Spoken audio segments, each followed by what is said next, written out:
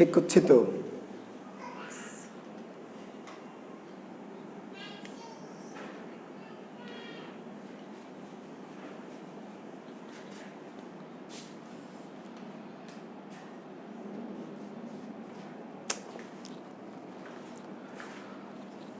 শিক্ষার্থী বন্ধুরা,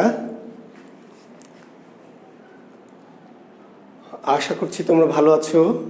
সবার জন্য শুভকামনা, শুভ সকাল।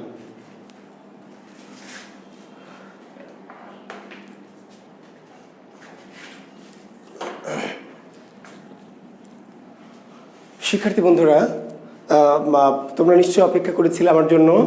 আমি তোমাদের সাথে যুক্ত হলাম। আমাদের আজকের যে ক্লাস, সাহিত্য টিউটোরিয়াল এই গ্রুপটির, এই ক্লাসে আমরা আজকে মূলত আলোচনা করব মঙ্গল কাব্য। আমাদের আজকের আলোচ্য বিষয় কি? মঙ্গল কাব্য। কিন্তু মঙ্গল কাব্য আলোচনা করার পূর্বে আমরা বৈষ্ণব পদাবলী থেকে দু একটি তথ্য একটু নতুন সংযুক্ত করে আমরা মঙ্গল কাব্যে প্রবেশ করব। ঠিক আছে?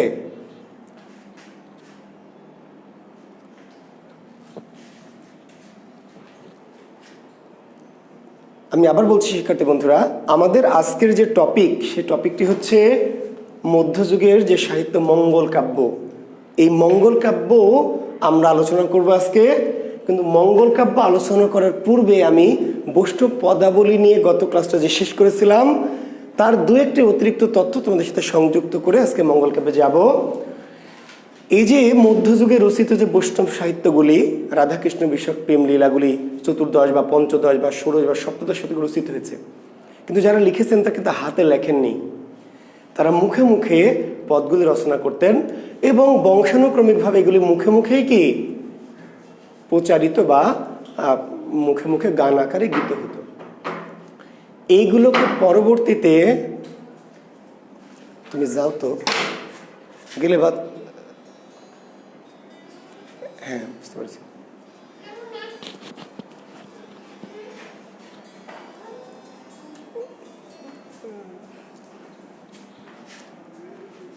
হ্যাঁ, তাহলে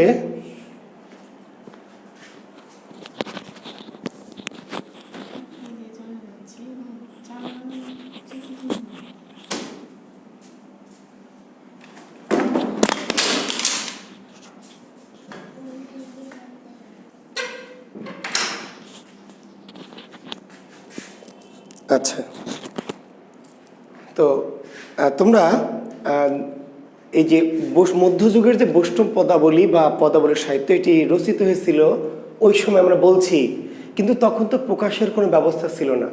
প্রকাশের কোনো ব্যবস্থা ছিল না, ছাপাখানা ছিল না। ফলে এটি দীর্ঘদিন পরে এটি আস্তে আস্তে কি মানুষের মুখ থেকে আস্তে আস্তে লোপ পেয়ে গেছিল, হারিয়ে গেছিল।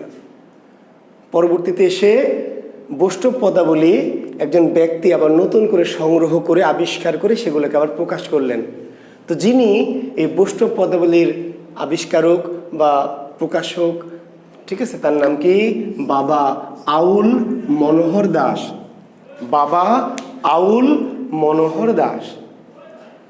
বুঝতে পারলে, এই যে আমরা চণ্ডীদাসের বা জ্ঞানদাসের বা গোবিন্দ দাসের বা বিদ্যাপতির যে পদগুলি আমরা বলছি, সেই পদগুলি মধ্যযুগের পরে আস্তে আস্তে হারিয়ে গিয়েছিল। সেই পদগুলিকে যিনি প্রথম আবিষ্কার করলেন বা প্রকাশ করলেন, তার নাম বাবা আউল মনোহর দাস। আর যে গ্রন্থটা তিনি প্রকাশ করলেন, সেই গ্রন্থটার নাম কি? পদ সমুদ্র। পদ সমুদ্র।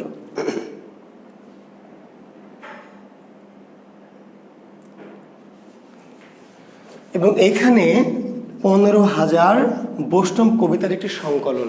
তাহলে পদ সমুদ্রে কতটি বৈষ্ণব কবিতা ছিল? 15,000। বুঝতে পেরেছো?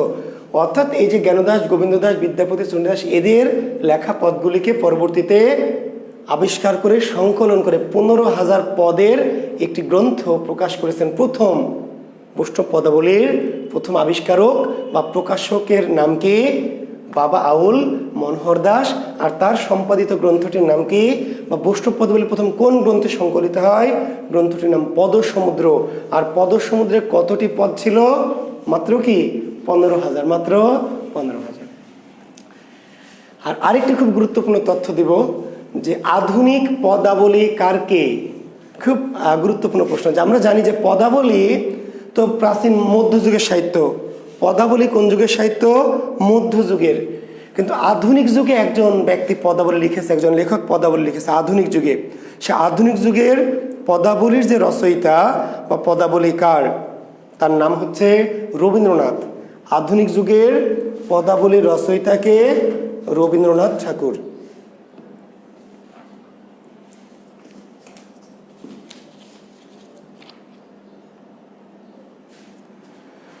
লেখা বুঝতে পারছি না, কেন লেখা বুঝতে পারছো না? মোবাইলের লেন্সটা একটু মুছবো? আচ্ছা ঠিক আছে, দাঁড়াও, কিন্তু কি দিয়ে মুছি?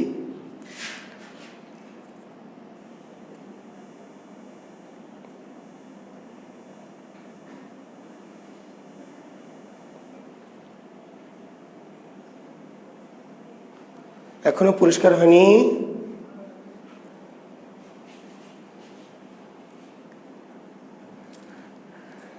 এখন কি পরিষ্কার হয়েছে একটু, না তাও হয়নি?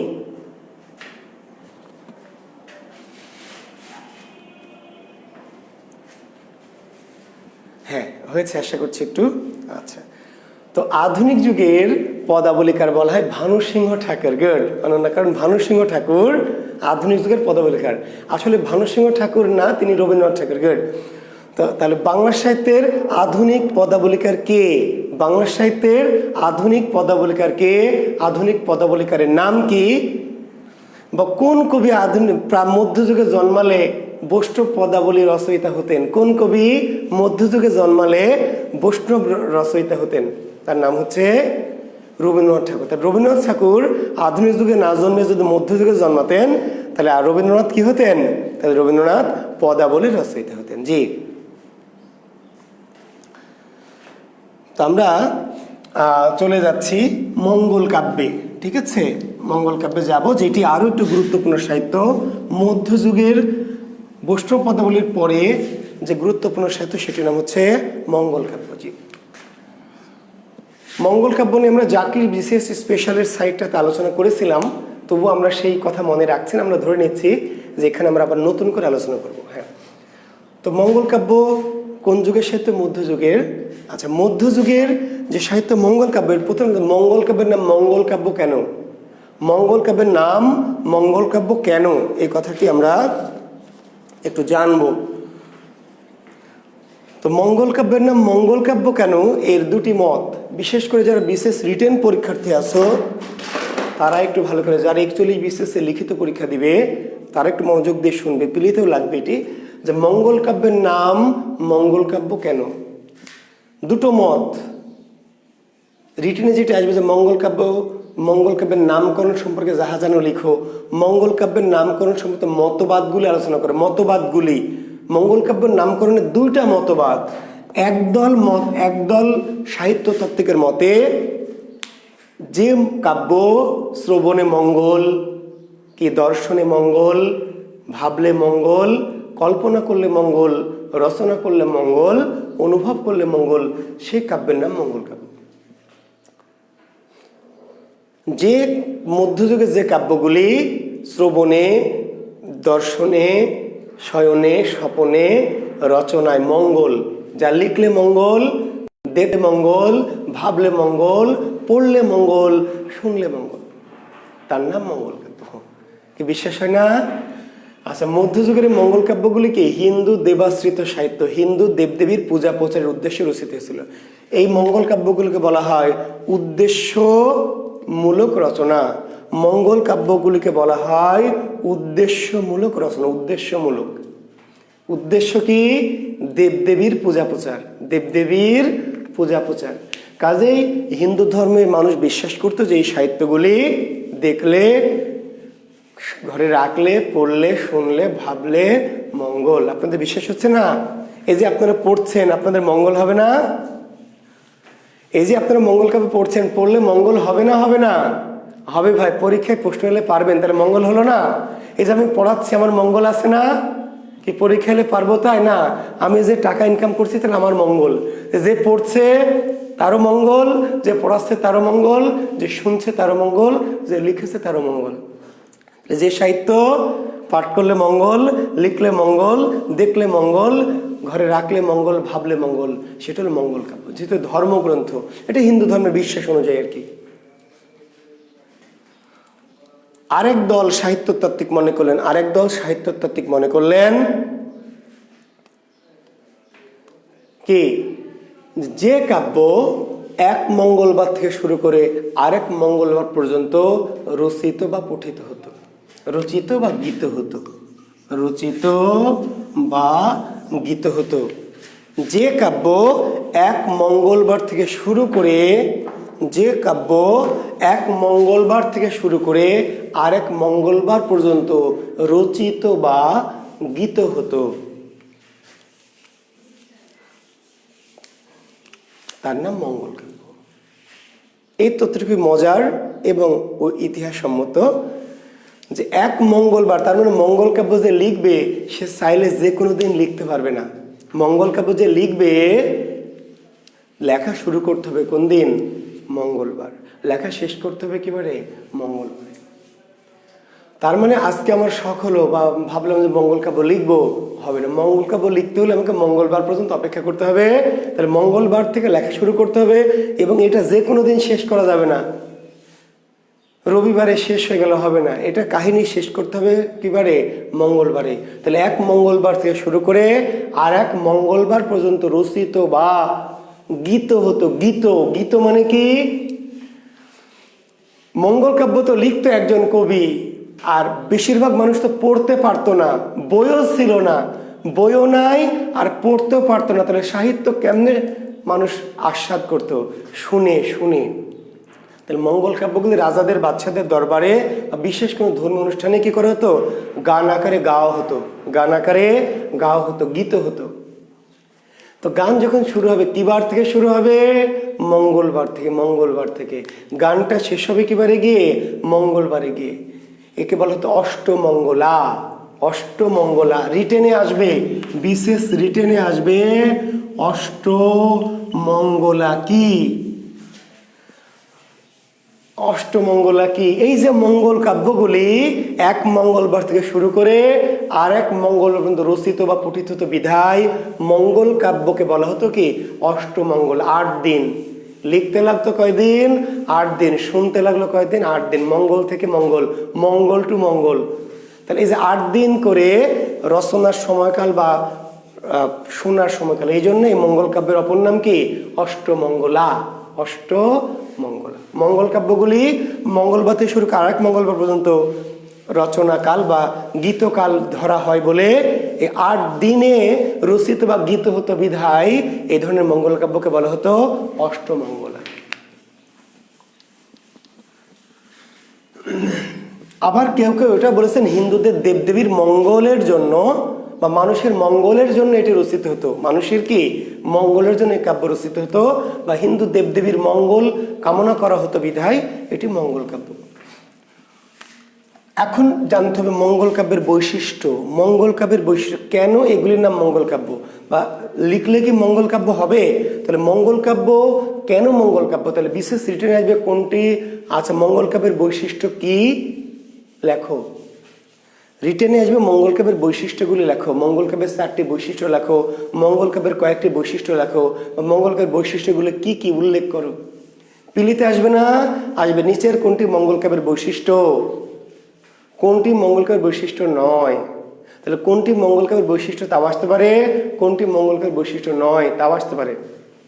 আবার আসতে পারে 12 মাসা কোন সাহিত্যের বৈশিষ্ট্য, চৌতিশা কোন সাহিত্যের বৈশিষ্ট্য।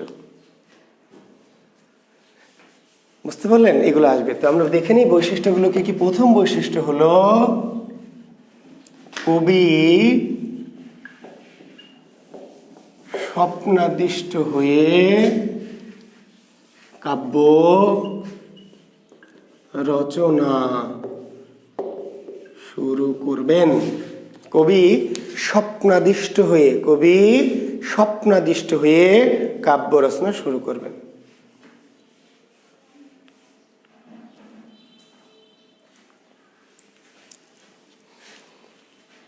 খুব মজার। এবং দেখেন, এবং এগুলি আবার বলছে, আমি একটা কথা বারবার প্রতিদিনই বলতে হয়, তবু না বলেও হয় না। যেগুলি হিন্দুদের কাছে কিন্তু ধর্মগ্রন্থ, আমাদের কাছে না, আপনার কাছেও না, বাট হিন্দুদের কাছে ধর্মগ্রন্থ, যারা হিন্দু শিক্ষার্থী আছেন ধর্মগ্রন্থ। এখন এগুলো রচনা করেছে একজন মানুষ, একজন কোনো ব্যক্তি, তাই না? ভারতচন্দ্র রায়গুণাকর কিংবা মুকুন্দরাম চক্রবর্তী, কানা হরিদত্ত, হ্যাঁ এইটা। এখন এরা যে লিখছে, এরা এটা প্রচার করতে আসলে এগুলি তাদের নিজেদের লেখা না। এগুলি যখন কোনো কবি লিখত মঙ্গল কাব্য, তখন এটা তারা বোঝাতো বা প্রচার করত যে এই কাব্যটি যখন তারা লিখেছে এটা তারা নিজেরা লেখেনি। কি করেছে?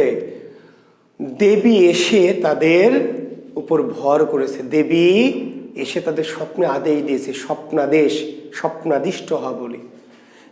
যেই কবি লিখবেন মঙ্গল কাব্য, কবি নিজের ইচ্ছে চাইলে লিখতে পারবেন না। কখন লিখতে পারবেন? যতক্ষণ না দেবী তাকে স্বপ্নে আদেশ দিবেন, ততক্ষণ কেউ মঙ্গল কাব্য লিখতে পারবে না। তাহলে কবি ঘুমিয়ে থাকেন রাতে, হঠাৎ করে দেবী এসে কি করেন? যাকে ভালো লাগে, যেই কবিকে, তার স্বপ্নে দেখা দেন, এসে ডাকেন যে এই বেটা জুয়েল কিবরিয়া ওঠ। এইবার কবি কাঁপতে কাঁপতে উঠেছে, দেখে দেবী সমূর্তি ধারণ করে। হ্যাঁ মা, বলো কি?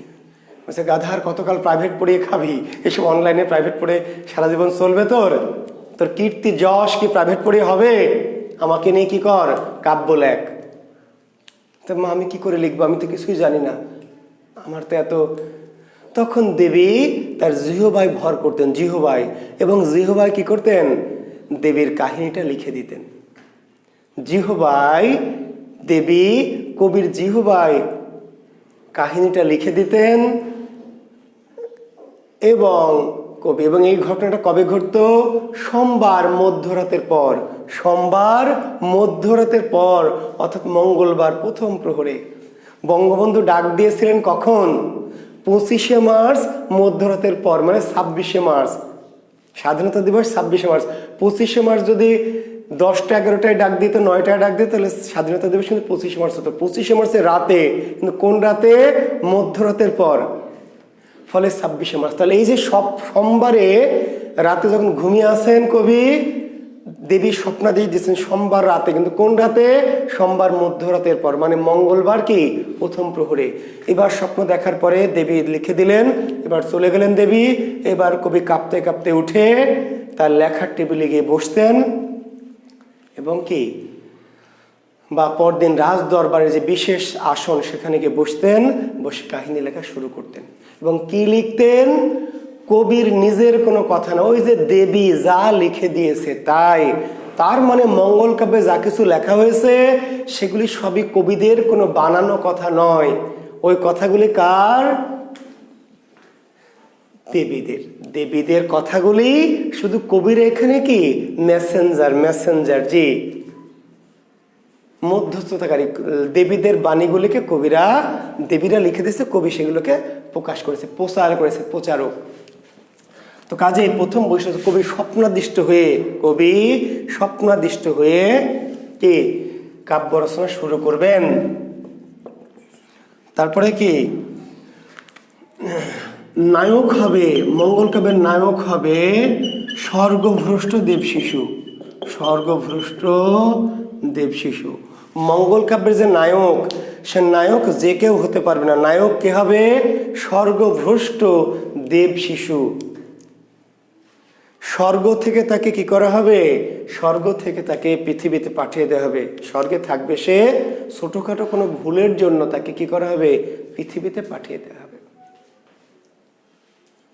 মঙ্গল কাব্যের যে নায়ক, কালকেতু চণ্ডী মঙ্গলের নায়ক, কিংবা অন্নদা মঙ্গলের নায়ক যে কি ভবানন্দ মজুমদার, কিংবা মনসা মঙ্গলের নায়ক চাঁদ সওদাগর, এরা আসলে স্বর্গের বাসিন্দা, স্বর্গের ছোটখাটো দেবদেবতা। এরাও স্বর্গের ছোটখাটো কোনো ভুলের জন্য, অপরাধের জন্য এরা অভিশপ্ত হয়ে কি পৃথিবীতে আসে, এবং পৃথিবীতে এসে তাকে মিশন দেওয়া হয়। মিশন কি? কোন একজন দেবদেবীর পূজা প্রচার করবে। এই পূজা প্রচার শেষ হলেই তাদের ডিউটি শেষ, তাদের পাপ মুছে যাবে, এবং তারা আবার ডাইরেক্ট কি স্বর্গে চলে যাবে। বুঝতে পেরেছেন? এই অর্থে আমি জুয়েল কিবরিয়া, আমিও কিন্তু দেব শিশু। বিশ্বাস হচ্ছে না আপনাদের? বিশ্বাস হচ্ছে না আমি দেব শিশু? আমি কোথায় ছিলাম? স্বর্গে ছিলাম। অবশ্যই হয় ছিলামই না, আর নাহলে স্বর্গে ছিলাম। আদম কোথায় ছিল? আদমের জায়গা কোথায়? আদমকে স্রষ্টা কোথায় বানিয়ে রাখলেন? স্বর্গে। তাহলে আদম কিন্তু স্বর্গের শিশু। আদম যখন ভুল করলো, ছোট একটা অপরাধ করলো, কি করলো? যে গন্ধম ফলকে স্রষ্টা অপরাধ নিষেধ করলো যে সব কিছু খেয়ে গন্ধম ফলটা খেও না। আদম নিষেধ অমান্য করলো, একটা পাপ করলো। এই পাপের ফলে শাস্তি তার পৃথিবীতে পাঠিয়ে দিল। তাহলে আদম যদি ভুল না করতেন, আদম আলাইহিস সালাম যদি ভুল না করতেন, হাওয়ার প্ররোচনায় যদি পাপ না করতেন, তাহলে কি আমরা পৃথিবীতে আসতাম? হয় আসতামই না, আর যদি আসতাম তাহলে স্বর্গেই থাকতাম। তা আমরা যে পৃথিবীতে এসেছি কেন? আমাদের স্বর্গ থেকে পাঠিয়ে দেওয়া হয়েছে এখানে। এই যে পাপ, ওই যে আমার পূর্বপুরুষের পাপ, সে পাপ মোচন যদি করতে পারি তাহলে আবার স্বর্গে যাব। তাহলে আমরা দেবশিশু না, স্বর্গভ্রষ্ট দেবশিশু। প্রত্যেকটি মানুষ অমৃতস্য পুত্রা, অমৃতস্য পুত্রা, স্বর্গের দেবশিশু। আমরা পৃথিবীতে এসেছি, স্বর্গে পাপ করেছি, তাই এবার এখানে সে পাপ মোচন করব। যদি মোচন করতে পারি তাহলে আবার সেই পূর্বের জায়গায় বেহেশতে ফিরে যাওয়ার। যদি মোচন করতে না পারি তাহলে পৃথিবী হলো একটা কি পরীক্ষা কেন্দ্র, পরীক্ষা সেন্টার, বিসিএস এর পরীক্ষা সেন্টার। জি, যদি ভালো করেন তাহলে এএসপি বা ম্যাজিস্ট্রেটের চেয়ারে বসবেন, আর যদি খারাপ করেন তাহলে ওই যে আবার কি করবেন? গার্মেন্টস কোম্পানি বা দোকানদারি করবেন, বা বেড়া সমিতিতে চাকরি করবেন, বা ওষুধ কোম্পানির চাকরি করবেন। বিসিএস সেন্টার না, ভালো করলে কি গাড়ি বাড়ি, ম্যাজিস্ট্রেট, বিসিএস, এএসপি হবেন, এবার গাড়ি বাড়ি নারী সব থাকবে। পরীক্ষা কেন্দ্র। ভালো করলে স্বর্গ, আর যদি খারাপ করেন তাহলে ওই যে ওষুধ কোম্পানি, না হলে গার্মেন্টস কোম্পানি, না হলে অটোমোটো কিনবেন, না হলে শেয়ার বা ফটকা কারবার করবেন ইত্যাদি। তাহলে পৃথিবীটা হলো একটা পরীক্ষা কেন্দ্র।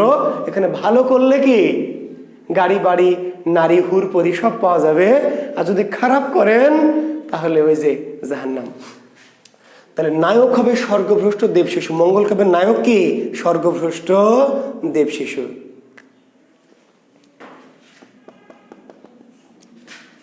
12 মাসি বা 12 মাসার বর্ণনা থাকবে। 12 মাসি বা 12 মাসি, 12 মাসি বা 12 মাসার বর্ণনা থাকবে। 12 মাসি বা 12 মাসার বর্ণনা থাকবে।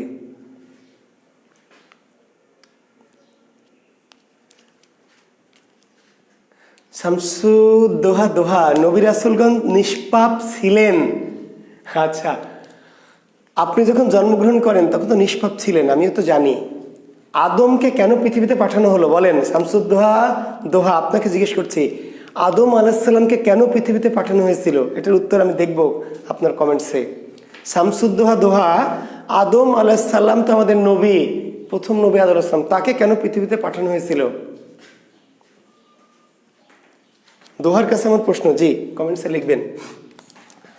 12 মাসা বা, তাহলে রিটেনে আসবে 12 মাসি বা 12 মাসা কি? পিলিতে আসবে 12 মাসা কোন সাহিত্যের বৈশিষ্ট্য? 12 মাসা বা 12 মাসি কোন সাহিত্যের বৈশিষ্ট্য? পিলিতে আসবে। আর রিটেনে আসবে, রিটেনে কি আসবে? 12 মাসা কি বলতে কি বোঝো?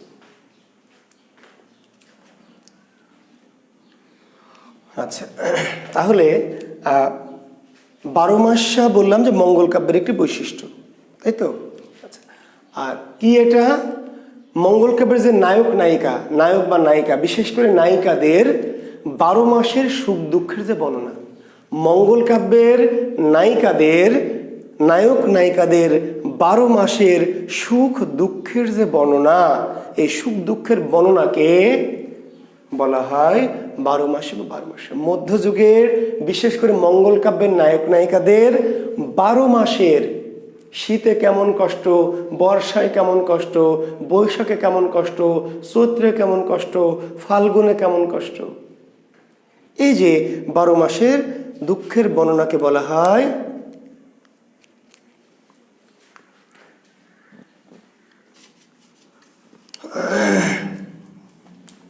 12 মাসি বা 12 মাসা।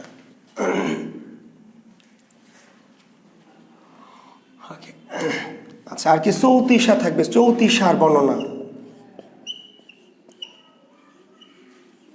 চৌতিশার বর্ণনা, চৌতিশার বর্ণনা থাকবে। চৌতিশা কি? ওই 12 মাসের দুঃখের বর্ণনাকে যদি 34 অক্ষর দিয়ে করা হয়, 12 মাসের কি 12 মাসের সুখ দুঃখের বর্ণনাকে যদি 34 অক্ষরে 34টি ব্যঞ্জন বর্ণের 34টি বর্ণ দিয়ে আলোচনা করা হয়, তাহলে সেই সুখ দুঃখের 12 মাসটাকে বলা হয় চৌতিশা। চৌতিশা ভিন্ন কিছু নয়, চৌতিশা 12 মাসের একটা কি বিশেষ স্টাইল। 12 মাসের সুখ দুঃখের বর্ণনাকে যদি 34টি অক্ষরে আলোচনা করা হয় বা তুলে ধরা হয়, তাহলে সেই 12 মাসকে বলা হয় কি চৌতিশা। আচ্ছা, দেবদেবীর বন্দনা দিয়ে কাহিনী শুরু হবে। দেবদেবীর বন্দনা দিয়ে বা দেব স্তুতির মধ্য দিয়ে কাহিনী শুরু। দেব স্তুতির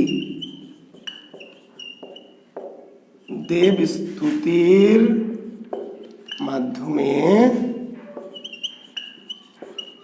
কাহিনী শুরু। দেব স্তুতির মাধ্যমে কাহিনী শুরু। জি, মুসলমান সাহিত্যিকদের ক্ষেত্রে আল্লাহর বন্দনা, কিন্তু যেহেতু মঙ্গল কাব্যগুলো মূলত হিন্দুদেরই লেখা, কাজে এখানে আমরা দেব স্তুতি বলছি। কারণ মঙ্গল কাব্যগুলি মূলত কি হিন্দুদের রচিত সাহিত্য, ঠিক আছে। কাজে এখানে আমরা আল্লাহর বন্দনা ঠিক ওইভাবে আমরা বলছি না। দেব বন্দনা, দেবের স্তুতি, শিবের স্তুতি, কালীর স্তুতি, লক্ষ্মীর বন্দনা, সরস্বতীর বন্দনা, এইভাবে কাহিনীটা শুরু হয়েছে। তাহলে দেব স্তুতির মাধ্যমে কাহিনী শুরু। আরেকটি বৈশিষ্ট্য কি, পূজা প্রচার শেষে নায়কের সশরীরে স্বর্গারোহণ। পূজা প্রচার শেষে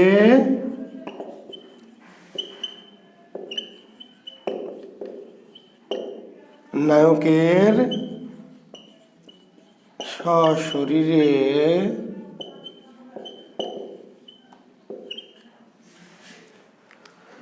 স্বর্গারোহণ।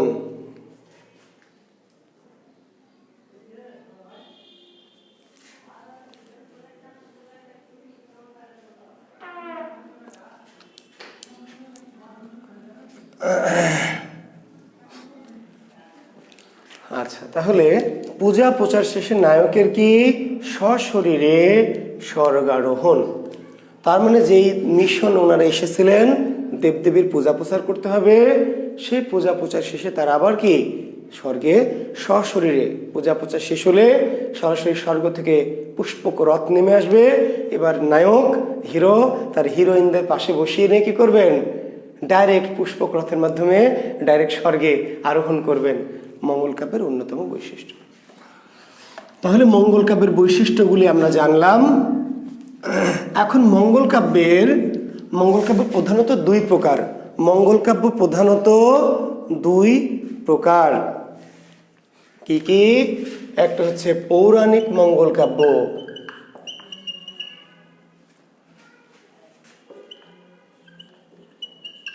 পৌরাণিক মঙ্গল কাব্য, আর একটি হচ্ছে লৌকিক মঙ্গল কাব্য।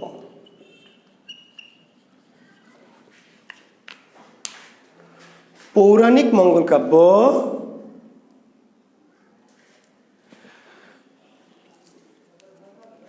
আর কি লৌকিক মঙ্গল কাব্য। পৌরাণিক মঙ্গল কাব্য আর কি লৌকিক মঙ্গল কাব্য।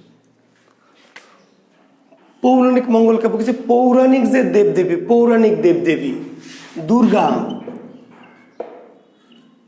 অন্নদা যাকে আমরা বলছি অন্নদা, ঠিক আছে, তারপরে গৌরী,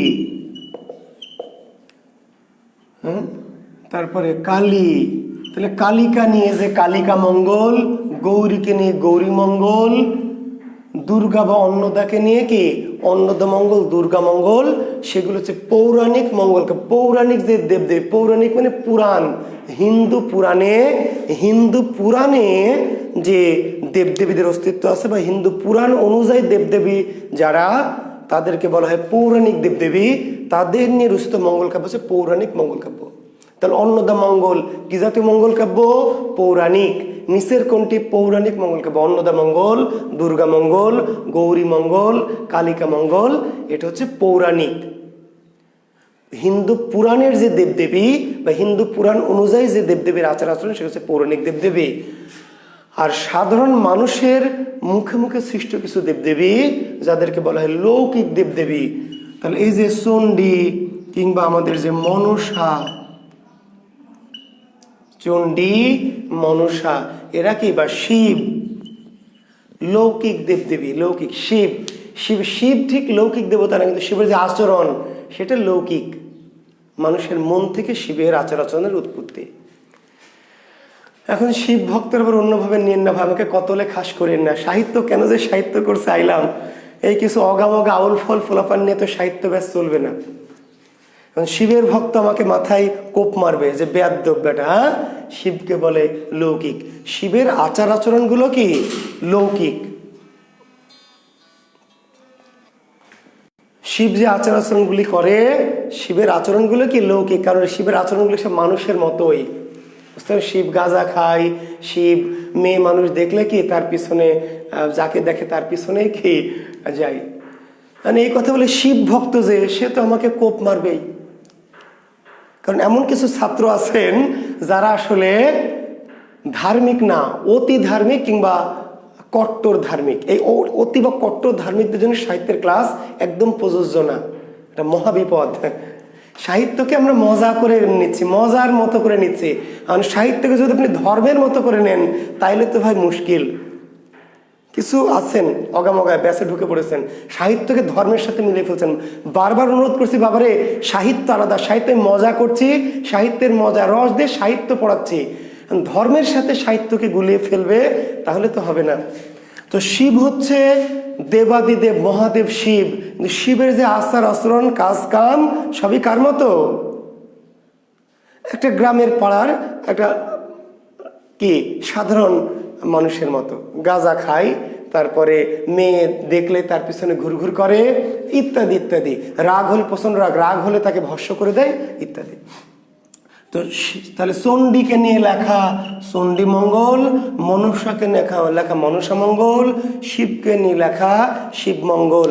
এগুলি হচ্ছে বাংলা সাহিত্যের কি লৌকিক। লৌকিক যেই দেবদেবীগুলোকে মানুষ নিজেদের মতো করে কি করেছে, এঁকেছে বা নিজেদের মতো করে তুলে ধরেছে, তারা হচ্ছে লৌকিক দেবদেবী। আর অন্নদা বা গৌরী, হ্যাঁ ঠিক আছে, তারপরে কালী, এরা হচ্ছে পৌরাণিক দেবদেবী। আর মঙ্গল কাব্যের কি 5টি স্তর। মঙ্গল কাব্যের স্তর কয়টি? 5টি। মঙ্গল কাব্যের স্তর হচ্ছে 5টি। প্রথমে হচ্ছে দেবখণ্ড, পর্ব বা খণ্ড। মঙ্গল কাব্যের পর্ব কয়টি বা খণ্ড কয়টি? 5টি। দেবখণ্ড, তারপর কি দেবখণ্ড, মর্ত খণ্ড। পেয়েছেন? দেবখণ্ড, মর্তখণ্ড, তারপরে শ্রুতিফল। দেবখণ্ড, মর্তখণ্ড, শ্রুতিফল।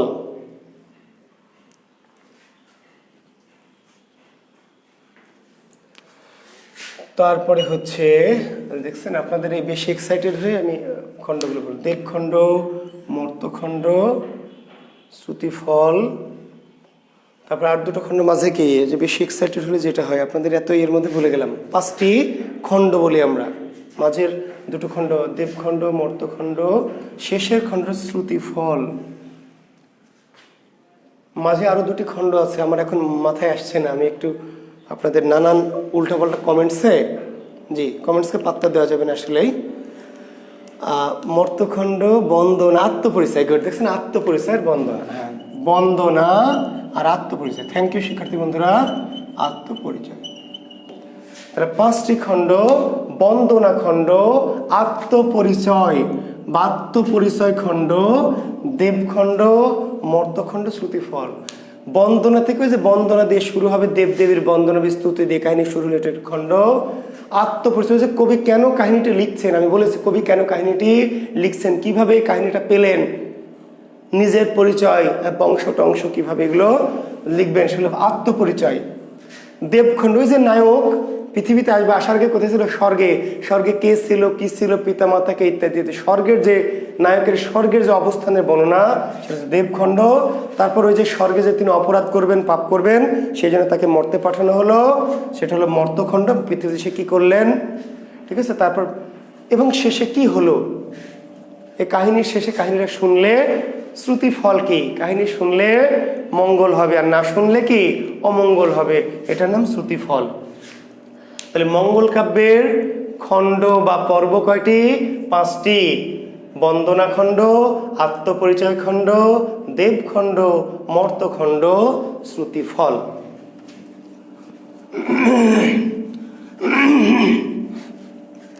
আচ্ছা, আমরা প্রথমে একটি কথা বলেছি যে ভনিতাখণ্ড, যে আত্মপরিচয় পর্বকে কেউ কেউ ভনিতাখণ্ড বলেছে। Thank you.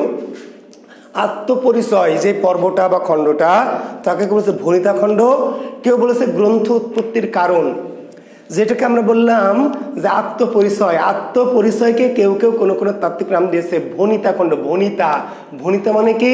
ওই যে কেন আমি কাহিনীটা লিখছি, কি কারণ, কেন লিখছি, দেবী যে আমাকে স্বপ্নে দেখা দিয়েছে, আমাকে কাহিনীটা বলে দিয়েছে, এটার নাম হলো ভনিতাখণ্ড বা কবির নিজের আত্মপরিচয়।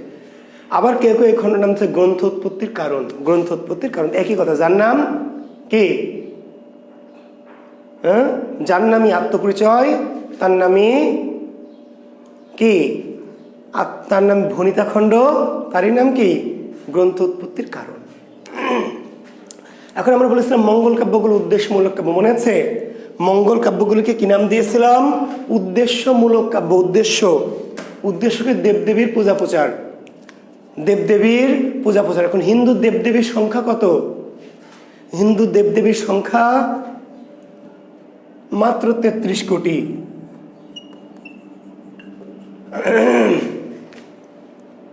মাত্র 33 কোটি। এখন এই 33 কোটির অন্তত 3300 দেবদেবী নামে মঙ্গল কাব্য লেখা হয়েছে। 33 কোটি দেবদেবীর অন্তত 3300 দেবদেবী নামে মঙ্গল কাব্য লেখা হয়েছে। শিবকে নিয়ে শিবমঙ্গল, শিবমঙ্গল কাব্যের অপর নাম শিবায়ন। শিবকে নিয়ে রচিত মঙ্গল কাব্যের নাম কি? শিবমঙ্গল, যার অপর নাম শিবায়ন, শিবায়ন কাব্য। জি। গৌরীকে নিয়ে গৌরী মঙ্গল, লক্ষ্মীকে নিয়ে লক্ষ্মী মঙ্গল, চণ্ডীকে নিয়ে চণ্ডী মঙ্গল, মনসাকে নিয়ে মনসা মঙ্গল, কালীকে নিয়ে কালী মঙ্গল, দুর্গাকে নিয়ে দুর্গা মঙ্গল, অন্নদাকে নিয়ে অন্নদা মঙ্গল, ভবানীকে নিয়ে ভবানী মঙ্গল, গণেশকে নিয়ে গণেশ মঙ্গল, অর্জুনকে নিয়ে অর্জুন মঙ্গল, শীতলাকে নিয়ে শীতলা মঙ্গল। তাহলে এই যে যত দেবদেবী, অনেক শত শত দেবদেবীর নামে মঙ্গল কাব্য রচিত হয়েছে, তাহলে যত মঙ্গল কাব্য রচিত সব কি আপনি পড়বেন? যদি সবই পড়তে হতো আপনার, তাহলে জুয়েল কিবরিয়া সাহিত্য টিউটোরিয়ালে ভর্তি হয়ে কাম হতো না, ভর্তি হতো মঙ্গল টিউটোরিয়াল, মঙ্গল কোর্স। এই যে যত মঙ্গল কাব্য বাংলাদেশে রচিত হয়েছে, এই সকল মঙ্গল কাব্যই যদি আপনাকে পড়তে হতো চাকরির জন্য, তাহলে সাহিত্য কোর্সে ভর্তি হয়ে কাম হতো না, আলাদা করে ভর্তি হতো মঙ্গল কোর্সে। যে ভর্তি চলছে মঙ্গল কোর্স, কোর্স ফি 500 টাকা, কোর্সের মেয়াদ 3 মাস, কোর্স পরিচালনা করবেন বিশিষ্ট মঙ্গল বিশেষজ্ঞ জুয়েল কিবরিয়া। আজই আসুন। 3300 মঙ্গল কাব্য রচিত, আমরা পড়বো সেফ কি 3টি মঙ্গল কাব্য। 3টি মঙ্গল কাব্যের প্রধান শাখা 3টি। প্রধান কেন? গুরুত্বপূর্ণ, মোট কথা আপনাদের জন্য জরুরি। মঙ্গল কাব্য কি কি? একটি হলো মনসা, একটি চণ্ডী, আর একটি অন্নদা। মঙ্গল কাব্যের প্রধান বা মূল শাখা 3টি। এই 3টি আপনাদের জবের জন্য বা পরীক্ষার জন্য পড়তে হবে। একটা মনসা মঙ্গল, একটি চণ্ডী মঙ্গল, একটি হচ্ছে অন্নদা মঙ্গল।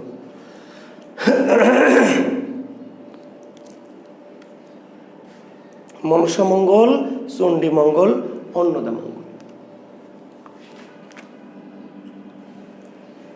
এর বাইরে আরো 2টি মঙ্গল কাব্য পড়তে হবে আমাদের। যেমন আমরা আপনার ধর্মমঙ্গলটা একটু পড়বো, আমরা এর বাইরেও কালিকা মঙ্গল, এর বাইরেও 2-1টি মঙ্গল কাব্য আমরা অল্প স্বল্প একটু পড়বো, 2-4টি তত্ত্ব। মূল আমাদের পড়তে হবে 3টি মঙ্গল কাব্য। যে 3টি মঙ্গল কাব্যের মূল শাখা বা প্রধান শাখা কয়টি? 3টি, মনসা মঙ্গল, চণ্ডী মঙ্গল এবং কি অন্নদা মঙ্গল। জি হ্যাঁ, মণিশঙ্কর নয়ন, ধর্মমঙ্গল আমাদের একটু পড়তে হবে, আমাদের কালিকা মঙ্গল অল্প একটু পড়তে হবে, অল্প সামান্য কিছু তত্ত্ব, 2-4টি তত্ত্ব, কিন্তু আমাদের একদম গভীর করে খুব বেশি ভালো করে জানতে হবে 3টি মঙ্গল কাব্য, মনসা, চণ্ডী এবং অন্নদা মঙ্গল। এখন এই যে 33টাই হোক আর 3টাই হোক আর 33 কোটি হোক, সবচেয়ে প্রথম মঙ্গল কাব্যের নাম কি? আদি মঙ্গল কাব্য কোনটি? মনসা মঙ্গল। এখন আগামী দিন আমার প্রশ্ন করি না, স্যার আমি অমুক বইয়ে যে তমুক দেখলাম, ওই বইয়ে যে সেই দেখলাম, হ্যান বইয়ে যে তেন দেখলাম, আপনি যা খুশি তাই দেখেন গা ভাই, আমার কিছু যায় আসে না। আপনি আমাকে বিশ্বাস করলে করেন, আর যদি হ্যান ত্যান অগামগা বইয়ে কি আছে স্যার, তাহলে আমি যেটা বলেছি সেটা কোথায় কি আছে এটা আমাকে আর প্রশ্ন করা যাবে না। হয় আমাকে বিশ্বাস করবেন, না হলে আপনার ওই বই বিশ্বাস করবেন, অথবা দুইটা যদি অবিশ্বাস করেন তাহলে তৃতীয় কোনো পক্ষে যোগাযোগ করবেন। জি, তাহলে মঙ্গল কাব্যগুলির মধ্যে হচ্ছে আদি বা প্রথম মঙ্গল কাব্যের নাম কি? আদি বা প্রথম মঙ্গল কাব্যের নাম হচ্ছে মনসা মঙ্গল। হরে মণিশঙ্কর গাধা, আমি তো বোঝালাম তোকে গাধা যে আমরা চৈতন্য মঙ্গল তো মঙ্গল কাব্যের মঙ্গল না রে গাধা, চৈতন্য মঙ্গল তো গাধা এই মঙ্গল কাব্যের মঙ্গল না রে, ওটা চৈতন্য সাহিত্য, জীবনী সাহিত্য, আমরা যাবো রে ওইদিকে, যা বলছি তাই শোন।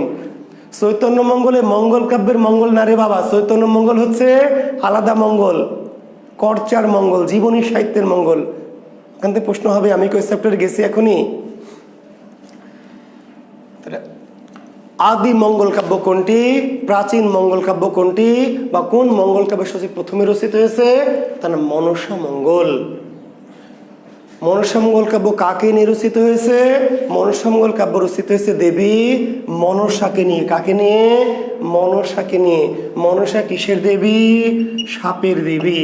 তাহলে সাপের দেবী মনসাকে নিয়ে রচিত মঙ্গল কাব্যের নাম কি? মনসা মঙ্গল। উদ্দেশ্য কি মনসা মঙ্গল কাব্যের? দেবী মনসার পূজা প্রচার। মনসা মঙ্গল কাব্যের উদ্দেশ্য কি?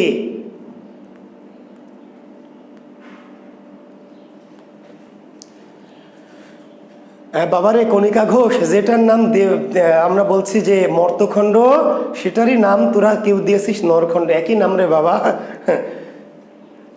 ওই যে বাবারে বললাম যার নাম হচ্ছে আত্মপরিচয়, তার নামে কি গ্রন্থোৎপত্তির কারণ, ঠিক আছে এরকম। যার নাম আমরা দিলাম মর্তখণ্ড রে বাবা, কণিকা ঘোষ, যার নাম দিলাম মর্তখণ্ড, তারই নাম কোনো কোনো বইয়ে দেওয়া আছে নরখণ্ড রে বাবা। একই মাল রে বাবা, দুইটা নাম। যার নাম মর্তখণ্ড তারই নাম কেউ কেউ দিয়েছে কি নরখণ্ড। এটা আলাদা মাল না, একই মাল। আচ্ছা, তাহলে মনসা মঙ্গল কাব্যের উদ্দেশ্য কি? দেবী মনসার পূজা প্রচার। মনসা মঙ্গল কাব্যের উদ্দেশ্য কি? দেবী মনসার পূজা প্রচার। দেবী মনসার পূজা প্রচার। তাহলে মনসা দেবীর পূজা প্রচারের উদ্দেশ্যে রচিত কাব্যের নাম মনসা মঙ্গল কাব্য। মনসা মঙ্গল কাব্যের আদি রচয়িতার নাম কি? কানা হরিদত্ত। মনসা মঙ্গল কাব্যের আদি রচয়িতার নাম, মনসা মঙ্গল কাব্যের আদি রচয়িতার নাম কি? কানা হরিদত্ত। এখন প্রশ্নটা এবার ঘুরে আসবে, মঙ্গল যুগের আদি কবিকে। মঙ্গল যুগের আদি কবি এখন অনেকেই বোঝে না, মগা আছে কিছু বোঝে না। তাহলে মনসা মঙ্গল হলো সবচেয়ে প্রথম আদি মঙ্গল। মনসা মঙ্গল হলো কি মঙ্গলের সবচেয়ে আদি। তাহলে মনসা মঙ্গলের যে আদি কবি সে গোটা মঙ্গল যুগের আদি। তাহলে মনসা মঙ্গল যেহেতু আদি মঙ্গল কাব্য, কাজে মনসা মঙ্গলের যে আদি কবি সে শুধু মনসা মঙ্গলের আদি না রে বাবা, গোটা মঙ্গল যুগের কি আদি কবি। বোঝা গেছে? তাহলে মনসা মঙ্গলের আদি কবিকে কানা হরিদত্ত, মঙ্গল কাব্যের বা মঙ্গল যুগের আদি কবিকে তাও কি কানা হরিদত্ত। আর মনসা মঙ্গল কাব্যের শ্রেষ্ঠ কবির নাম কি? এটা নিয়েও দু একটা বইয়ের দ্বিমত আছে, তবে আমাদের বেশিরভাগের মতে বিজয়গুপ্ত। মনসা মঙ্গল কাব্যের শ্রেষ্ঠ কবি বিজয়গুপ্ত। বিজয়গুপ্ত। আর এই যে মনসা দেবী, এই মনসা দেবীর অপর নাম কি? পদ্মা। মনসা দেবীর অপর নাম কেতকা। মনসা দেবীর অপর নাম হলো কেতকা, মনসা দেবীর অপর নাম হলো পদ্মা। যাকে আমরা বলছি দেবী মনসা, সে মনসা দেবীরই অপর নাম কি? মনসা দেবীর অপর নাম একই মাল, মনসা। এখন এই যে মনসার ভক্ত আছেন কেউ, আমি যে বললাম মনসা মাল, এটা শুনে কিন্তু আমাকে ঠিক চিহ্ন দিয়ে রাখবে যে তুই বের হ, তোকে কোপাচ্ছি। জি, দেখেন আবার বলছি, সাহিত্যকে আমি মজা করে পড়াচ্ছি। দেবদেবীর প্রতি আমার কোনো অতি ভালোবাসাও নাই, তাদের প্রতি রাগ ঘৃণাও নাই, বোঝা গেছে? আমি তো ভাই পড়াতে এসছি, ধর্ম পড়াতেও না, কোনো ধর্মকে ছোট করতে না। জি, আমি মজা করার জন্য বলছি। তো মনসা, যেই দেবীর নাম মনসা, সেই মনসা দেবীর অপর নাম কি? কেতকা। সেই মনসা দেবীর অপর নাম কি? পদ্মা। ফলে মনসা মঙ্গল কাব্যের অপর নাম কি? কেতকা মঙ্গল। মনসা মঙ্গল কাব্যের অপর নাম কি? কেতকা মঙ্গল।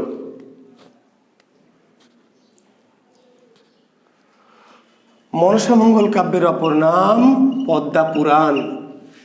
মনসা দেবীর অপর নাম কেতকা, মনসা দেবীর অপর নাম পদ্মা। কাজে মনসা মঙ্গল কাব্যের অপর নাম কি? কেতকা মঙ্গল, বা মনসা মঙ্গল কাব্যের অপর নাম পদ্মা পুরাণ। ঠিক আছে? জি। তো এখন যদি বলে কেতকা মঙ্গলের আদি কবি কে? মনসা মঙ্গলের যে আদি কবি কানা হরিদত্ত, ওই কানা মালটায় কেতকা মঙ্গলের আদি কবি, ওই কানা মালটায় পদ্মা পুরাণেরও কি? আদি কবি। তথা গোটা মঙ্গল যুগের আদি কবি, গোটা মঙ্গল যুগের আদি কবি। এবং এই কানা হরিদত্তের লেখা কোনো গ্রন্থ পাওয়া যায়নি, কোনো পুঁথি টুথি কিচ্ছু পাওয়া যায়নি। কানা হরিদত্ত যে সাহিত্য লিখেছে, এইটা আরেকজন কবি যে বিজয়গুপ্ত, তার যে পদ্মা পুরাণ কাব্য, বিজয়গুপ্ত রচিত মনসা মঙ্গল কাব্যের নাম কি? পদ্মা পুরাণ। বিজয়গুপ্ত রচিত মনসা মঙ্গল কাব্যের নাম পদ্মা পুরাণ। মনসা মঙ্গলের শ্রেষ্ঠ কবি বিজয়গুপ্ত তার কবিতায় লিখলেন যে প্রথমে রচিল গীত কানা হরিদত্ত, মূর্খে রচিল গীত না জানে মাহাত্ম্য। প্রথমে রচিল গীত কানা হরিদত্ত, মূর্খে রচিল গীত না জানে মাহাত্ম্য। অর্থাৎ কানা হরিদত্ত প্রথমে লিখেছে, কিন্তু সে ছিল মূর্খ, অশিক্ষিত, ফলে দেবীর মাহাত্ম্য জানে না, তার লেখাটি ভালো হয়নি। বিজয়গুপ্ত কানা হরিদত্তকে বাঁশ দিয়েছে, দিয়ে বলেছে প্রথমে রচিল গীত কানা হরিদত্ত, মূর্খে রচিল গীত না জানে মাহাত্ম্য। মূর্খ কানা হরিদত্ত প্রথম মনসা মঙ্গল কাব্য লিখেছে, ভালো হয়নি, সেজন্য আমি আবার ভালো করে লিখছি বলে বিজয়গুপ্ত মনসা মঙ্গলের কাহিনী লিখলো। আর সেই কাহিনীটার নাম কি? পদ্মা পুরাণ। তো কবি বিজয়গুপ্তের বাড়ি কোথায় আসতে পারে? বরিশালের কি? গৈলা ফুল্লশ্রী। বরিশালের আছেন আমার ধারণা, শিক্ষার্থীরা আছেন কেউ বরিশালের গৈলা ফুল্লশ্রী। আজকে রাতেই কিন্তু মনসা আমাকে সবল দিবে, ঠিকই বলেছেন ইমাম হোসেন। যে মনসাকে যে মাল বললাম, আজকে রাতে নিশ্চিত কি মনসা আমার এই বাসর ঘর তো না, শোবার ঘরে ঢুকে নিশ্চিত কোপ দিবে যে বেটা জুয়েল কিবরিয়া, আজকে খাইছি তোরে, হ্যাঁ তুই আমার লই মস্করা করস, হ্যাঁ তোর আজকে বোঝাইতেছি আমি কোন মাল। তো বিজয়গুপ্তের বাড়ি কোথায়? বরিশালের গৈলা ফুল্লশ্রী গ্রাম। বরিশালের গৈলা ঘাঘট নদীর তীরে। ঘাঘট, আমি জানি না বরিশালে ঘাঘট নদী আছে কিনা। বরিশালের ছাত্ররা দাওয়াত টাওয়াত দিয়েন ভাই আমাকে। আমি একদিন বরিশাল বেড়ে আসলাম, গৈলা গ্রাম ফুল্লশ্রী গ্রাম ঘুরে আসলাম, ঘাঘট নদী আমি জানি না আছে কিনা ঘাঘট নদী। তো বরিশালের গৈলা ফুল্লশ্রী গ্রামের ঘাঘট নদীর তীরে বিজয়গুপ্তের বাড়ি। বিজয়গুপ্তের সেই আদি ভিটা এখনো আছে বলে শুনেছি, আমি যাইনি অবশ্য। জি, তো এই বিজয়গুপ্ত হচ্ছে মনসা মঙ্গল কাব্যের শ্রেষ্ঠ কবি। তাহলে আদি কবি কানা হরিদত্ত, শ্রেষ্ঠ কবি বিজয়গুপ্ত।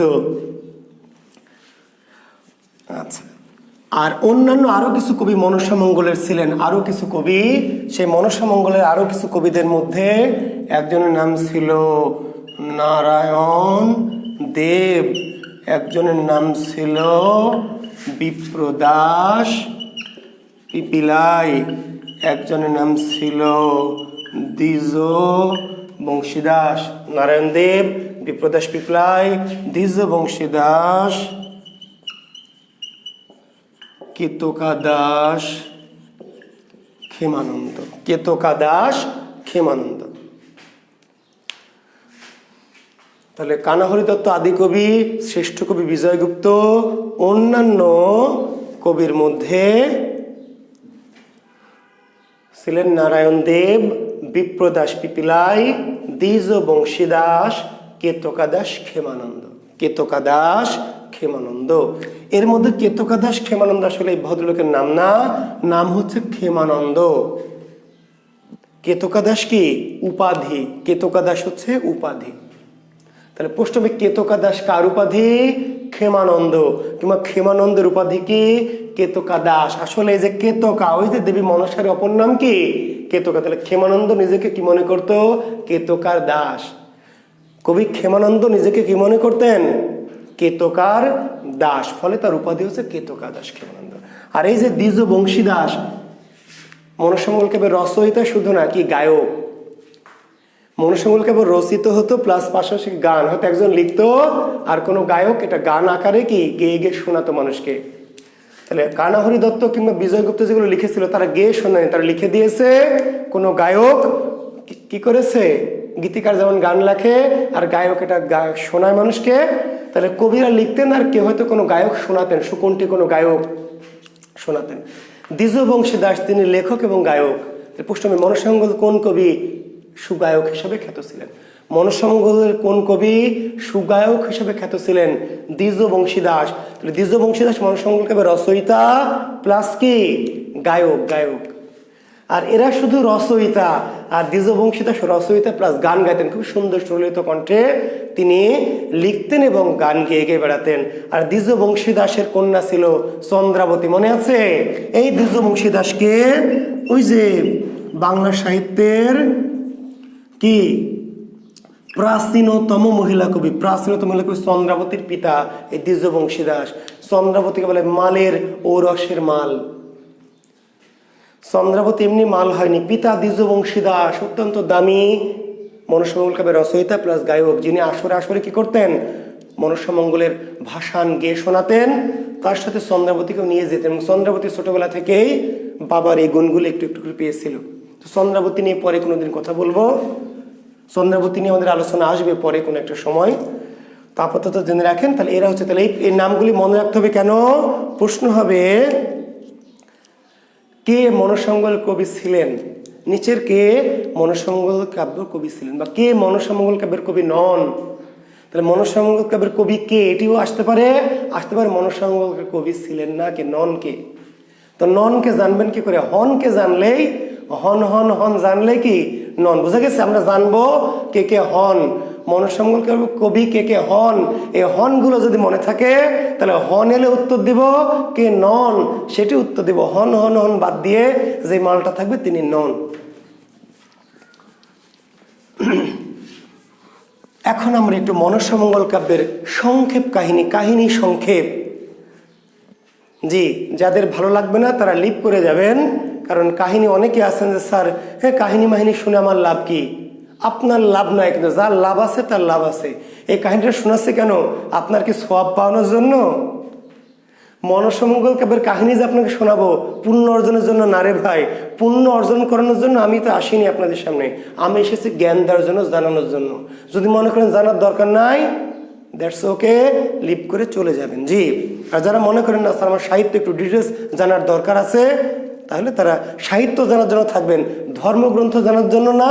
কিংবা এমন ভেবেন না আবার কেউ যে স্যার খালি হিন্দুদের কাহিনীর কথা বলছে, বেটা বেয়াদ্দব নাস্তিক ইত্যাদি ইত্যাদি, তারা ইউ মে লিভ নাও। জি, আমরা এখন পড়ব মনসামঙ্গল কাব্যের কাহিনী। দুটো কারণে কাহিনীটা জানবো, কারণ চরিত্র লাগবে, চরিত্র নিচের কোনটি মঙ্গল কাব্যের চরিত্র, কোনটি চরিত্র নয়। চাঁদ সদাগর কোন কাব্যের চরিত্র, বেহুলা লক্ষিন্দর কোন কাব্যের চরিত্র, সনকা কোন কাব্যের চরিত্র, বিশ্বকর্মা কোন কাব্যের চরিত্র আসবে। তো আপনি কাহিনী জানেন না, খালি মুখস্থ করেন তাহলে ঝামেলা। কাহিনী সহ জানবেন তাহলে চরিত্রগুলি ভালো মনে থাকবে, ঘটনাটা ভালো মনে থাকবে। মঙ্গল কাব্যের মনসামঙ্গল কাব্যের পরিচয় দাও। এবার কি করবেন? বিশেষ রিটেনে আসবে মনসামঙ্গল কাব্যের পরিচয় দাও।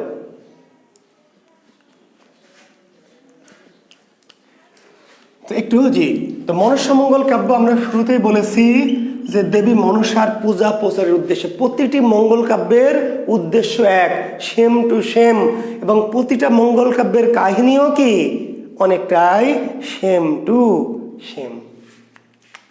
প্রতিটি মঙ্গল কাব্যের উদ্দেশ্য এক, উদ্দেশ্য কি? ওই নির্দিষ্ট দেবদেবীর পূজা প্রচার। আর ঘটনাগুলি কি, চরিত্রগুলি আলাদা, কিন্তু ঘটনাগুলি অনেকটাই সেম টু সেম, একেবারেই সেম সেম। যখন সবগুলি কাহিনী বলবো তখন টের পাবেন যে আসলে স্যার আপনি ঠিকই বলেছিলেন, same to same, same same. আমার ক্লাস যারা বোঝে না, আমাকে যারা বোঝে না, যারা টিক চিহ্ন দিয়ে রাখে মনে মনে, এরা অজ্ঞান, এরা জন্মের অগা। ভাইরে আমি কোনো অধার্মিক নই, আমি মোটামুটি ধার্মিক, খুব ধার্মিক না। আমার আবার হিন্দু খ্রিস্টান এগুলো ধর্মের প্রতি আমার কোনো বিদ্বেষও নাই, বোঝা গেছে?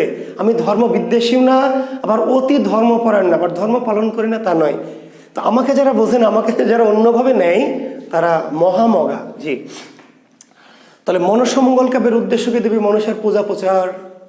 ক্লিয়ার? মনসার পূজা প্রচার। এখন মনসা দেবী পূজা পেতে চান, মনসা দেবী কি করতে চান? পূজা পেতে চান পৃথিবীতে। আচ্ছা, স্বর্গে কি দেবীদের পূজার কোনো অভাব আছে? বলেন তো। স্বর্গে জানেন তো, স্বর্গে দেব দেবীদের পূজা করার জন্য শত শত দাস দাসী কিঙ্কর নিয়োগ দেওয়া আছে। প্রতিনিয়ত তাদের কাজ কি? দেবদেবীদের পূজা করা। বুঝতে পারলেন? কিন্তু তবুও দেবীদের ইচ্ছা খায়েশ যে পৃথিবীর মানুষের পূজা নেবেন। আচ্ছা, আমি আবার বলছি, কেউ দয়া করে এক ধর্মকে আরেক ধর্মের সাথে মিলাবেন না, বা মিলানোর জন্য বা কম্পেয়ার করার জন্য আমি বলছি না। আমি কিছু জিনিস বলি আপনাদের বোঝানোর জন্য, স্রেফ বোঝানোর জন্য। দেখেন, আমাদের যে সৃষ্টিকর্তা মহান রাব্বুল আলামিন আল্লাহ পাক, তার কিন্তু কোটি কোটি ফেরেশতা আছে, কোটি কোটি। এই কোটি কোটি ফেরেশতাদের কাজ কি? তাদের খাওয়া দাওয়া নাই, গোসল নাই, প্রেম প্রীতি নাই, হাগামোতা নাই, কিচ্ছু নাই। এই কোটি কোটি ফেরেশতার একটা কাজ কি? স্রষ্টার ইবাদত করা, বন্দেগি করা, শুধু স্রষ্টা আল্লাহর ইবাদত করে, এগুলোই ফেরেশতাদের কাজ। আর কারো কিছু নির্দিষ্ট কাজ আছে, সেগুলো আলাদা, কিন্তু কোটি কোটি ফেরেশতার কাজ শুধু আল্লাহর ইবাদত, উপাসনা করা। তবু স্রষ্টার ইচ্ছে হলো মানুষের তিনি আরাধনা চান, মানুষের তিনি বন্দেগি চান, মানুষ বানাবেন, মানুষ সৃষ্টি করবেন। ফেরেশতারা নিষেধ করলো যে আল্লাহ রাব্বুল আলামিন মানুষ সৃষ্টি করো না কেন? এই মানুষ কি করবে? দুনিয়ায় ফিতনা ফাসাদ সৃষ্টি করবে। তুমি যা সৃষ্টি করতে চাচ্ছ, এরা ফিতনা ফাসাদ বাঁধাবে, এরা তোমার কথা শুনবে না। স্রষ্টা বললেন যে আমি যাহা জানি তাহা তোমরা জানো না। স্রষ্টা মানুষ বানালেন। এখন ভাবেন যে এই যে কোটি কোটি ফেরেশতারা স্রষ্টাকে সারাদিন শুধু স্রষ্টারই আরাধনা করছে, আল্লাহর ইবাদত করছে, তাদের অন্য কোনো কাজই নাই। তারপর আল্লাহ মানুষ সৃষ্টি করলেন। মানুষ সারাদিন অকাম কুকাম করবে, সারাদিন নানান কিছু করবে, কাজ কাম করবে, খাওয়া দাওয়া করবে, হাগামতা করবে, গোসল করবে, প্রেমপ্রীতি করবে, বিয়ে শাদী করবে, নানান কিছু করবে, হাট বাজার করবে। এর ফাঁকে স্রষ্টাকে ডাকবে অল্প একটু, এতে স্রষ্টা মহা খুশি। ফেরেশতা সারাদিন ধরে ডাকে, স্রষ্টার কোনো তাতে কিছু যায় আসে না। কিন্তু মানুষ 50 বছর পরে একটা মানুষ যখন একবার স্রষ্টাকে ডাকে, স্রষ্টা অপেক্ষা করে থাকে যে বান্দাটা কখন আমাকে ডাকবে। প্রতিদিন ডাকে না, নামাজ পড়ে না, স্রষ্টা ওয়েট অপেক্ষা করে আছে। কিন্তু মৃত্যুর আগেও যদি আল্লাহর বশ্যতা স্বীকার করে কেউ মৃত্যুবরণ করে, ভুল স্বীকার করে, তওবা করে যে আল্লাহ আমি বুঝতে পারিনি, ভুল করেছি, জীবনে কোনোদিন স্রষ্টাকে ডাকেনি, একদিনও ডাকেনি, আমি যদি ভুল না করি। এখানে অনেক ধর্মীয় বিশেষজ্ঞ আছেন, হ্যাঁ, ইসলামী চিন্তাবিদ আছেন, আমি তাদের জন্য বলছি না, আমি সাধারণ ছাত্রদের জন্য বলছি। আমি যদি ভুল না করি, মৃত্যুর আগেও যদি একজন মানুষ কলেমা পড়ে বা স্রষ্টার বশ্যতা স্বীকার করে, ভুল স্বীকার করে, তওবা করে মৃত্যুবরণ করে, তবু আল্লাহ কিন্তু তাকে কি বেহেশত দিবেন, দিতে পারেন। এটি স্রষ্টা অপেক্ষা করে থাকেন যে বান্দা কোনো একটা সময় আমাকে ডাকবে, যে একবার তাকে ডাকবেন, এতেই স্রষ্টা কি অনেক খুশি হন। ফেরেশতারা প্রতিদিন সারাদিন রাত ইবাদত করছে, স্রষ্টা তাতে কোনো খুশি অখুশি নাই। মানুষ সারাদিনে একবার, দুইবার, 5 বার তাকে ডাকবে, বছরে একবার ডাকবে, 50 বছর একবার ডাকবে, সেটি স্রষ্টার কাছে অনেককে তৃপ্তির অনেক। সেই জন্য তো স্রষ্টা মানুষ সৃষ্টি করেছেন এবং কাজ কাম বলেননি। এবং দেখেন, পৃথিবীতে একমাত্র ধর্ম, অন্য অনেক ধর্ম আছে যেখানে কিন্তু সংসার ত্যাগ করে সন্ন্যাসী হওয়ার, সাধু হওয়ার সুযোগ আছে। ইসলাম একমাত্র ধর্ম যার মহামানব প্রফেট কিন্তু নিজে কি সংসারী, পরিপূর্ণ সংসারী। সংসার বাদ দিয়ে ইসলাম ধর্ম করার সুযোগ নেই, এবং সংসারে সবকে করতে হবে ধর্ম পালন, এটা সবচেয়ে বেশি কঠিন কাজ। সাধু হয়ে বনে যাবেন, সন্ন্যাসী হয়ে সারাদিন মসজিদ মন্দিরে থাকবেন, তাহলে আপনার ধর্ম আসলে প্রকৃত ইবাদত না। কেন? কারণ আপনি সংসারের নানান কাজের মাঝে যখন স্রষ্টাকে ডাকবেন, স্রষ্টা বুঝবে না বান্দা সকল কাজের মাঝে আমাকে কি ভুলেনি, এত কিছুর মাঝেও আমাকে সে মনে রেখেছে। এখানে স্রষ্টার কি তৃপ্তি। তো দেবীরা এত, তাদের পূজা করার লোকজন এত কিছু তাদের, কিন্তু তবু তারা মানুষের পূজা চান। মনসা দেবী মর্তে এলেন, মর্তে পূজা প্রচার করতে চান, তার পূজা পেতে চান। মনসা দেবী পূজা পেতে চান মানুষের কাছে। কি করবেন এখন? প্রত্যেক মানুষের বাড়ি বাড়ি যাবেন, যে আপা চিনেন আমাকে, অনন্যা করণ আপা, আমি মনসা আপা, আমি পূজা করেন আপা, আমি খুব ভালো। কি ভাই মণিশঙ্কর নয়ন ভাই চিনেন না আমাকে? চিনেন তো ভাই, আমি দেবী মনসা ভাই, পূজা করেন ভাই আমার। ইমরান হাসান ভাইয়া চিনেন না আমাকে? ভাইয়া আমি ওই যে দেবী মনসা ভাই, আমার পূজা করেন। ইব্রাহিম হোসেন চিনেন না ভাই আমাকে? আমি মনসা পূজা করেন। তাহলে প্রতি বাড়িতে বাড়িতে গিয়ে কি এইভাবে পূজা চাইবে? আপনাদের নেতাদের মতো যে ভাই আসসালামু আলাইকুম ভাই, আমি ভোটে দাঁড়াইছি ভাই দিয়েন ভাই, চিনেন তো আমাকে ভাই, আমি আপনাদেরই ছেলে ভাই পাড়ার। তো দেবী যে পূজা চাইবে, কেমনে পূজা প্রচার করবে? একটা কৌশল ছিল। কৌশল কি? সমাজের কোনো সম্ভ্রান্ত, কোনো গণ্যমান্য কোনো ব্যক্তিকে কনভিন্স করবে by hook or by crook. সকল দেবদেবীর পূজার একটা বিশেষ কৌশল ছিল, সমাজের বিশেষ কোনো বিশিষ্ট কোনো ব্যক্তিকে কি করবে? ভয় দেখিয়ে হোক, শক্তি দেখিয়ে হোক, লোভ দেখিয়ে হোক, কি করবে? বাই হুক কনভিন্স করবে, কনভিন্স করে তার মাধ্যমে পূজা প্রচার করবে। আগের যুগে মানুষ তো, সাধারণ মানুষ কার কথা শুনতো? রাজার কথা, বাদশার কথা, জমিদার। জমিদার যা বলবে জনগণ তাই বিশ্বাস করতো, রাজা যা বলবে জনগণ তাই করতো। রাজা যা করবে, রাজা যার পূজা করবে, যার আরাধনা করবে, সাধারণ মানুষ কি তার কথা মেনে নিত। রাজার ধর্মই কি? পূজার ধর্ম। রাজার ধর্মই কাজে এই সমস্ত দেবদেবীরা কি করতেন? কোনো রাজা, বাদশা, জমিদার সম্ভ্রান্ত কোনো কাউকে যে কোনো ওয়েতে কনভিন্স করতেন, আর তার মধ্য দিয়ে কি করতেন? পূজা প্রচার করতেন। সে বলে দিবে, অথবা বলে না দিলে সে যদি করে, ওই সম্ভ্রান্ত ব্যক্তিটি বা রাজা, বাদশা, জমিদার, জনগণ বুঝবে এই রাজ্যে থাকতে হলে কি রাজার ধর্মটা অবশ্যই পালন করতে হবে, রাজধর্ম। আচ্ছা, মনসা দেবী চাঁদ সওদাগর নামক খুবই সম্ভ্রান্ত একজন ব্যক্তি। চাঁদ সওদাগর অত্যন্ত সম্ভ্রান্ত, অত্যন্ত কি ব্যক্তিত্ববান, বীর্যবান একজন জমিদার। তার কাছে এলেন মনসা দেবী, পূজা পরিচয় দিলেন যে আমি দেবী মনসা, আমি মনসা দেবী, আমি তোমার পূজা চাই। চাঁদ সওদাগর, আমি তোমার পূজা চাই। চাঁদ সওদাগর বলল যে না, আসলে আমি তো পূজা করি, আমি মহাদেব শিবের পূজা করি, যিনি দেবাদিদেব মহাদেব, তার পূজা করি। আপনার পূজা আমি কেন করব? শিব, যাকে বলা হয় দেবতাদের দেব, মহাদিদেব, মহাদেব শিব, তার পূজা করে চাঁদ সওদাগর বলছে আমি তোমার পূজা কেন করব? ভাইরে, আমার যদি মাননীয় প্রধানমন্ত্রীর সাথে ফোনে আলাপ হয়, খাতির থাকে, আমার যদি সজীব ওয়াজেদ জয় মহোদয়ের সাথে বন্ধুত্ব থাকে, ফোনে আলাপ টালাপ থাকে, তাহলে কি এলাকার ছোটোখাটো এমপি টেমপি সভাপতি এগুলোর আমার টাইম আছে? আমার যদি ডাইরেক্ট মাননীয় প্রধানমন্ত্রীর পুত্র সজীব ওয়াজেদ জয়ের সাথে যদি বন্ধুত্ব থাকে, কথাবার্তা থাকে, তাই না, মাঝে মাঝে কুশল বিনিময় হয়, তাহলে এলাকার কোনো ছোটোখাটো মন্ত্রী এমপি এগুলো কি বেল দেওয়ার আমার টাইম আছে? ধর্মীয় তোর মতো এমপি আন্দাজে, তাই না?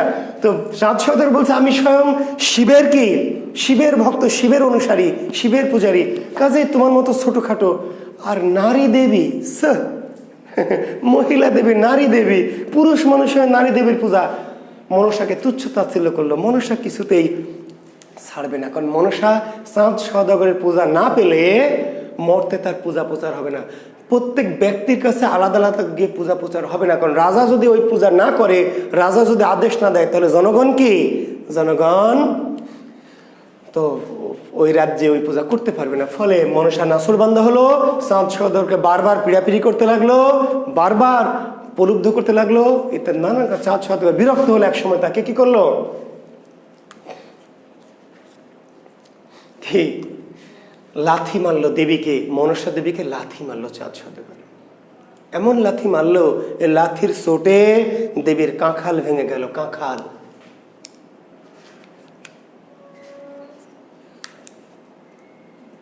মনসাকে বলা হয় কাঁখাল ভাঙা দেবী। কি দেবী? কাঁখাল ভাঙা দেবী। মনসাকে বলা হয় কানি দেবী। কি দিয়ে মেরে ওর চোখই কানা করে দিয়েছিল চাঁদ সওদাগর, কিছু একটা ছুঁড়ে মেরে। মনসা ক্রুদ্ধ হলো, ক্রুদ্ধ হলো, রেগে গেল, বলল যে আমি তোর কি পূজা নিয়েই ছাড়বো, আমি যদি দেবী হয়ে থাকি তাহলে তোর পূজা আমি কি নিয়েই ছাড়বো। ক্রুদ্ধ মনসা চলে গেল। চাঁদ সওদাগরের 6 পুত্র মধুকর বাণিজ্য ডিঙ্গা জাহাজ সাজিয়ে বাণিজ্যে গিয়েছিল। চাঁদ চম্পার দেশে মধুকর বাণিজ্য জাহাজ সাজিয়ে, সপ্তডিঙ্গা মধুকর সাজিয়ে চাঁদ সওদাগরের 6 পুত্র বাণিজ্যে গিয়েছিল। বাণিজ্য থেকে সোনা দানা হীরা জহরত মণিমুক্তা নিয়ে ফিরে আসছে। পথে মিশা সওদাগরের বাহিনী ওই জাহাজগুলি আক্রমণ করে। মিশা সওদাগর মানে এই মনসা, চাঁদ সওদাগর না। মনসা দেবী কি করলো, তার বিশাল বাহিনী পাঠিয়ে সেই জাহাজকে আক্রমণ করলো, জাহাজকে ডুবিয়ে দিল এবং চাঁদ সওদাগরের 6 পুত্রকে কি মেরে ফেলে চাঁদ সওদাগরের কাছে এলো, এসে বলছে, সওদাগর তোমার 6 পুত্রকে আমি মেরে ফেলেছি। সওদাগর কি বলছে, হ্যাঁ তুমি আমাকে, আমার ক্ষমতাকে অস্বীকার করেছো, আমাকে তুমি তাই না তুচ্ছ তাচ্ছিল্য করেছো, তার পরিণাম দেখো, তোমার বংশকে আমি নির্বংশ করে দিয়েছি, তোমার বংশকে আমি নির্বংশ করে দিয়েছি। কিন্তু তুমি যদি আমার পূজা করতে এখনো রাজি হও, আমার বর্ষতা স্বীকার করতে, তোমার তাহলে আমি 6 পুত্রকে আমি বাঁচিয়ে দিব। হু হু হা হা হা। চাঁদ সাথে বলছে, শয়তান, আমি তোর মতো দুষ্টু বেয়াদ্দ দেবীর পূজা কখনোই কি করবো না, আমি মরে গেলেও না। আর আমি এখনো নির্বংশ হইনি, আমার ছোট পুত্র লক্ষিন্দর আছে এখন। এই ছোট পুত্র লক্ষিন্দর চাঁদ সওদাগর সনকা, সনকা এই মনসা দেবীর কাছে আরাধনা করে পুত্র সন্তান, শেষ একটি পুত্র লাভ করেছিল যার নাম হচ্ছে লক্ষিন্দর। এই সনকা আবার ছিল মনসার ভক্ত, যেহেতু মহিলা, জি সনকা কিন্তু মনসার ভক্ত, মনসাকে পছন্দ করত, গোপনে গোপনে মনসার পূজা করত সনকা। এবং এই সনকা আরাধনা করে মনসার কাছ থেকে একটি শেষ পুত্র লক্ষিন্দরকে পেয়েছিল। বড় 6 পুত্রকে মেরে যখন চাঁদ সওদাগর বর্ষতা স্বীকার করলই না, তখন মনসা আরো কঠোর হলো। মনসা বলল যে ঠিক আছে, তোর এই শেষ পুত্র লক্ষিন্দরকে আমি বাসর রাতে সবল মারব, আমি তোর বংশ আর বাড়তে দেব না, তোর বংশ আমি নির্বংশ করেই ছাড়বো, এবং আমি ওকে বাসর রাতে সবল মারব। আমি যদি মনসা হয়ে থাকি তাহলে বাসর রাতে সবল মারবো, আর তুই কেমন সওদাগর, পারলে কি রক্ষা করিস। Open challenge, interval. হু হু হা হা হা। ইন্টারভেল বোঝেন? ইন্টারভেল যে আগে হলে সিনেমা দেখতে যাইতাম, আমার এলাকায় ছিল রাজু সিনেমা হল। ভিলেন আর নায়কের যখন এরকম অ্যাকশনে চলেছে তখন কি বিরতি, বিড়ি খাওয়ার বা মুতার বিরতি, বাদাম খাওয়ার, বিড়ি খাওয়ার, মুতার বিরতি, বোঝেন তো তাই না? ইন্টারভেল। এবার মনসা চলে গেল। এবার লক্ষিন্দর ওই রাজপ্রাসাদে পালিত হয়। সনক এবং চাঁদ সওদাগর থেকে বাইরে বের হতে দেয় না, ঘরের মধ্যে রাখে। কিন্তু যুবরাজ আস্তে আস্তে বড় হয়, বেড়ে ওঠে। মায়ের মন কি করবে, লক্ষিন্দরকে তখন কি করে, পিছনের দরজা দিয়ে বের করে দেয়। লক্ষিন্দর বাইরে বের হয় চুপি চুপি, চাঁদ সওদাগর জানে না, বাইরে যায় ঘুরে ফিরে। এইভাবে বাইরে যেতে যেতে একসময় পাশের রাজ্যের রাজকন্যা বা জমিদার কন্যা বেহুলার সাথে তার কুসকুস হুতাহে হয়ে যায়। এই বেহুলার সাথে চাঁদ লক্ষিন্দরের কুসকুস হুতাহে হয়ে যায়, বুঝেন না? ওই যে ইলিয়াস কাঞ্চনের অঞ্জু আপার যেমন হয় বেদের মেয়ে জ্যোৎস্না সিনেমায়, ওই টাইপের ঘটনা ঘটে। এবং এটা আস্তে আস্তে মা জানতে পারে, সনকা খুশি হয়, প্রতিবেশীরা জানতে পারে, মন্ত্রী টন্ত্রী পুরোহিত সবাই জানতে পারে, শুধু জানতে পারে না চাঁদ সওদাগর। এরপর এক সময় লক্ষিন্দরের বিয়ের প্রস্তাব দেওয়া হয় চাঁদ সওদাগরের কাছে। সনকা বলে যে ছেলের বিয়ে দিতে হবে, বিয়ে দিয়ে বংশ বাড়াতে হবে। চাঁদ সওদাগর বলছে না, কখনোই আমার ছেলের বিয়ে দেব না। চাঁদ সওদাগর লক্ষিন্দরের বিয়ে দেবে না, সনকা বিয়ে দিতে চায়। রাজ্যের সবাই জনগণ অতিষ্ঠ হয়ে গেছে, জনগণ বিরক্ত হয়ে গেছে চাঁদ সওদাগরের প্রতি। কেন? যে রাজার 6 পুত্র তো আগেই মরে গেছে, একটি যুবরাজ আছে, তাকে দ্রুত বিয়ে দিয়ে কি করতে হবে, বংশের ধারা বাড়াইতে হবে, রাজার বংশধারা বাড়াইতে হবে। জনগণ চায় রাজার কি অনেক বংশ থাকুক আর কি। তো কাজেই চাঁদ সওদাগর জনগণ খেপে গেল। সে মন্ত্রী রাজাকে জিজ্ঞেস করছে চাঁদ সওদাগরকে যে হুজুর আপনি করছেন কি, জনগণ তো বিদ্রোহ করবে, কেন আপনি যুবরাজের বিয়ে দিচ্ছেন না? বংশ বাড়াতে হবে না, আপনাকে আট করে রাজা বলছে মানুষ, আপনার বংশধারা বাড়ছে না।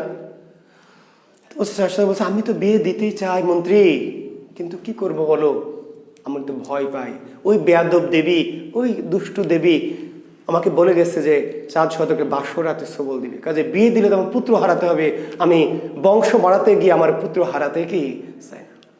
মন্ত্রী বলছে হুজুর এইটা কোনো কথা বললেন আপনি? আমার মতো মন্ত্রী থাকতে আপনি এই সামান্য এই মনসার ভয় করেন, এটা একটা কথা বললেন?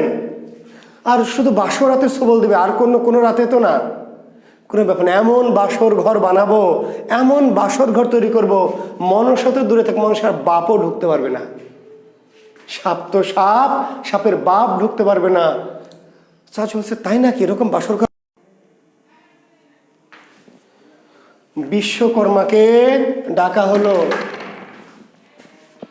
বিশ্বকর্মাকে ডাকা হলো। বিশ্বকর্মা ছিল সেই সময় সবচেয়ে বড় কি কর্মকার, বিশ্বকর্মা, তাকে ডাকা হলো। এই বিশ্বকর্মা এলেন, ঠিক আছে, এই বাড়ি থেকে ফোন দিতে সব অজ্ঞান হয়ে গেল, রিলে কর, ফোন দিতে বল তাড়াতাড়ি। এবার কি হলো, তখন বিশ্বকর্মা বললো যে হ্যাঁ হুজুর করা যাবে, এক রাতের জন্য একটা এমন বাসর ঘর তৈরি করব লোহা দিয়ে, নিশ্ছিদ্র বাসর ঘর, এমন একটু বড় করে বানাবো যার মধ্যে যতটুকু আলো বাতাস থাকবে আমরা খাবার দাবার দিয়ে দিব, যেইটুকু একটা রাত স্বামী স্ত্রী এক রাত আরামে থাকতে পারবে। সেই পরিকল্পনা যে কাজ শুরু হয়ে গেল, বাসর ঘর বানানো শুরু হয়ে গেল। বাসর ঘর কোথায়? এই যে বগুড়ার মহাস্থানগড়ে। আসলে এটি সত্য না কিংবদন্তি জানি না ভাই, আমি মজা করলাম। কিংবদন্তি আছে বগুড়ার মহাস্থানগড়ে বেহুলার বাসর ঘর আছে, তা আসলে এখানেই কিনা অন্য কোথাও, কিংবা আসলে এরকম ছিল কিনা, এটা কাহিনী কিনা সেটা নিয়ে আমরা জানি না। সত্য অসত্য, সত্য না মিথ্যা, এগুলো নিয়ে আমরা জানছি তথ্য, কবি লিখেছেন তাই, সত্য না মিথ্যা যা কিছু তাই হোক। তো এইভাবে একটা বাসর ঘর, লোহার একটা বাসর ঘরের পরিকল্পনা করে লোহা দিয়ে বাসর ঘর বানানো হবে, যেখানে ছোট্ট একটি দরজা থাকবে, ছোট্ট, যে দিক দিয়ে বেহুলা লক্ষিন্দরকে ঢুকিয়ে দেওয়া হবে, ঠিক আছে, এবং এটাকে সিল করে দেওয়া হবে, সিল গালা করে দেওয়া হবে, এমন নিশ্চিত করে দেবে বাতাসে ঢুকতে পারবে না। তো কেমন করে সাপ ঢুকবে, আর বাতাস ঢুকবে না, বের হবে না, কিন্তু যেটুকু বাতাস ভিতরে বড় বাসর ঘর মধ্যে যেটুকু বাতাস থাকবে স্বামী স্ত্রী একটা রাত অনায়াসে কি পার করতে পারবে। তো যেই পরিকল্পনা সেই কাজ বিশ্বকর্মা কাজ শুরু করে দিল। ওইদিকে বিয়ের আয়োজন চললো, আর এদিকে বাসর ঘর প্রস্তুত হচ্ছে। বাসর ঘর রেডি করে দিয়ে বিশ্বকর্মা ওই দিন রাতে চলে গেলেন, বাড়ি চলে গেলেন, সব কাজ কমপ্লিট। চার সাথে বললো সব ক্লিয়ার, ক্লিয়ার, কোনো ফুটা টুটা নাই তো? না হুজুর সব একদম ওকে করে দিয়েছি, শুধু একটা গেট আছে, এই গেটটা বাসর রাতে যেদিন স্বামী স্ত্রীকে ঢোকাবেন আমি তখন লক করে দিব। বিশ্বকর্মা চলে গেল, গিয়ে বাড়িতে গিয়ে দেখে তার যে স্ত্রী, তার পুত্র, তার মেয়ে, তার বাবা মা, সবার গলায় একটা করে সাপ পেঁচায় ঝুলতেছে।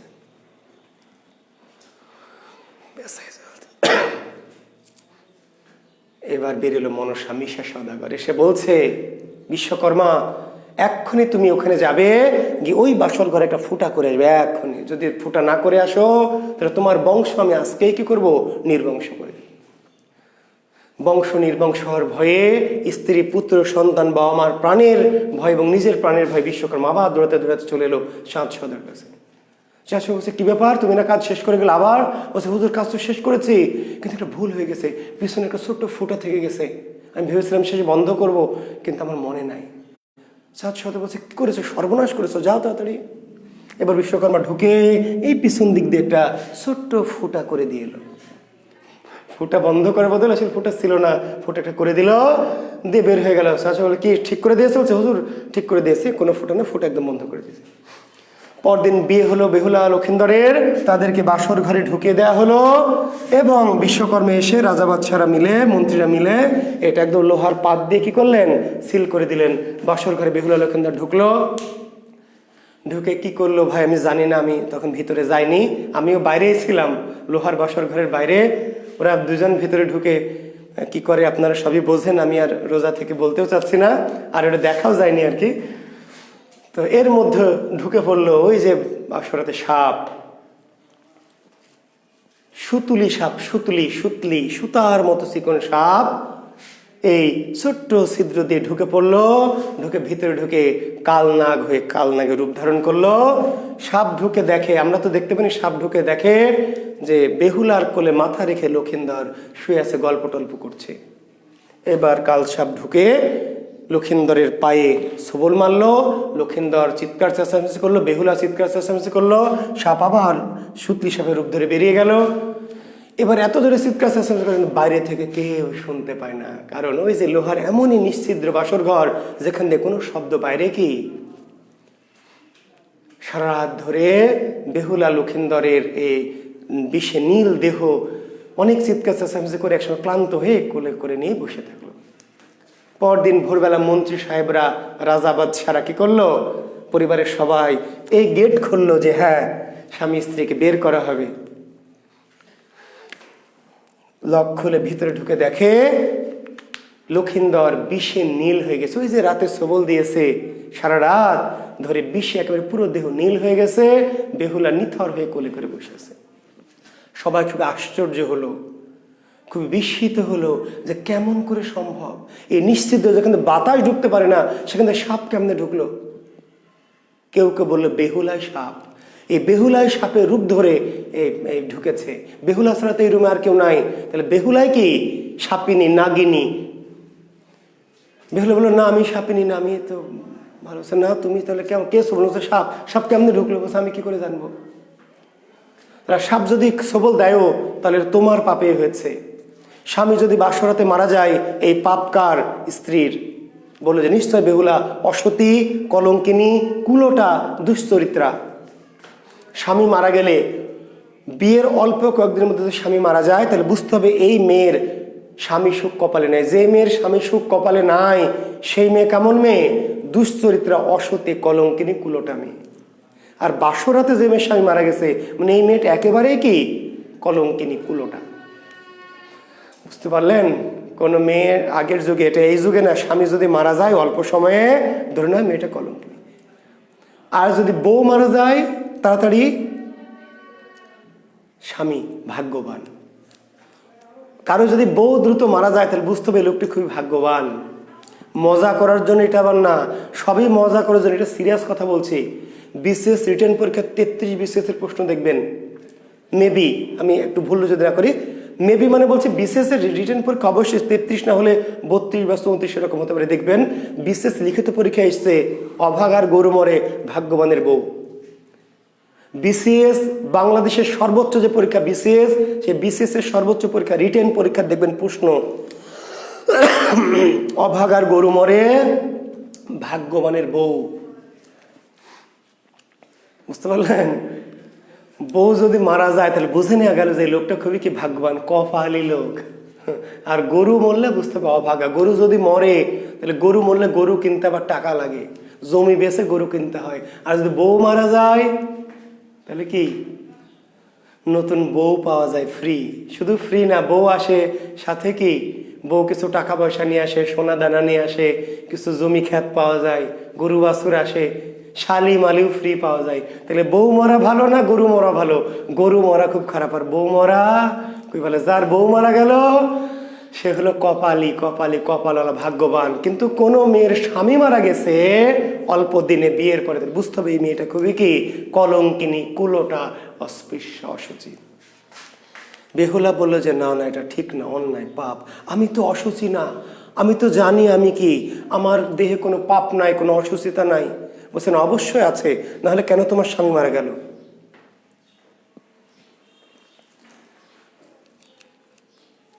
আমি তো কোনো পাপ করিনি। বেহুলা বলছে আমি তো জানি আমি নিষ্পাপ, আমি পবিত্র, আমি তো না, পাপ অবশ্যই আছে।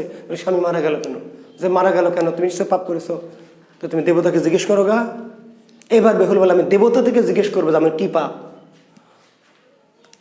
আমার পাপ কি, এটা দেবতাদের কাছে জিজ্ঞেস করবো। আমি যাবো দেবতাকে, ভেলা বানাই দেন।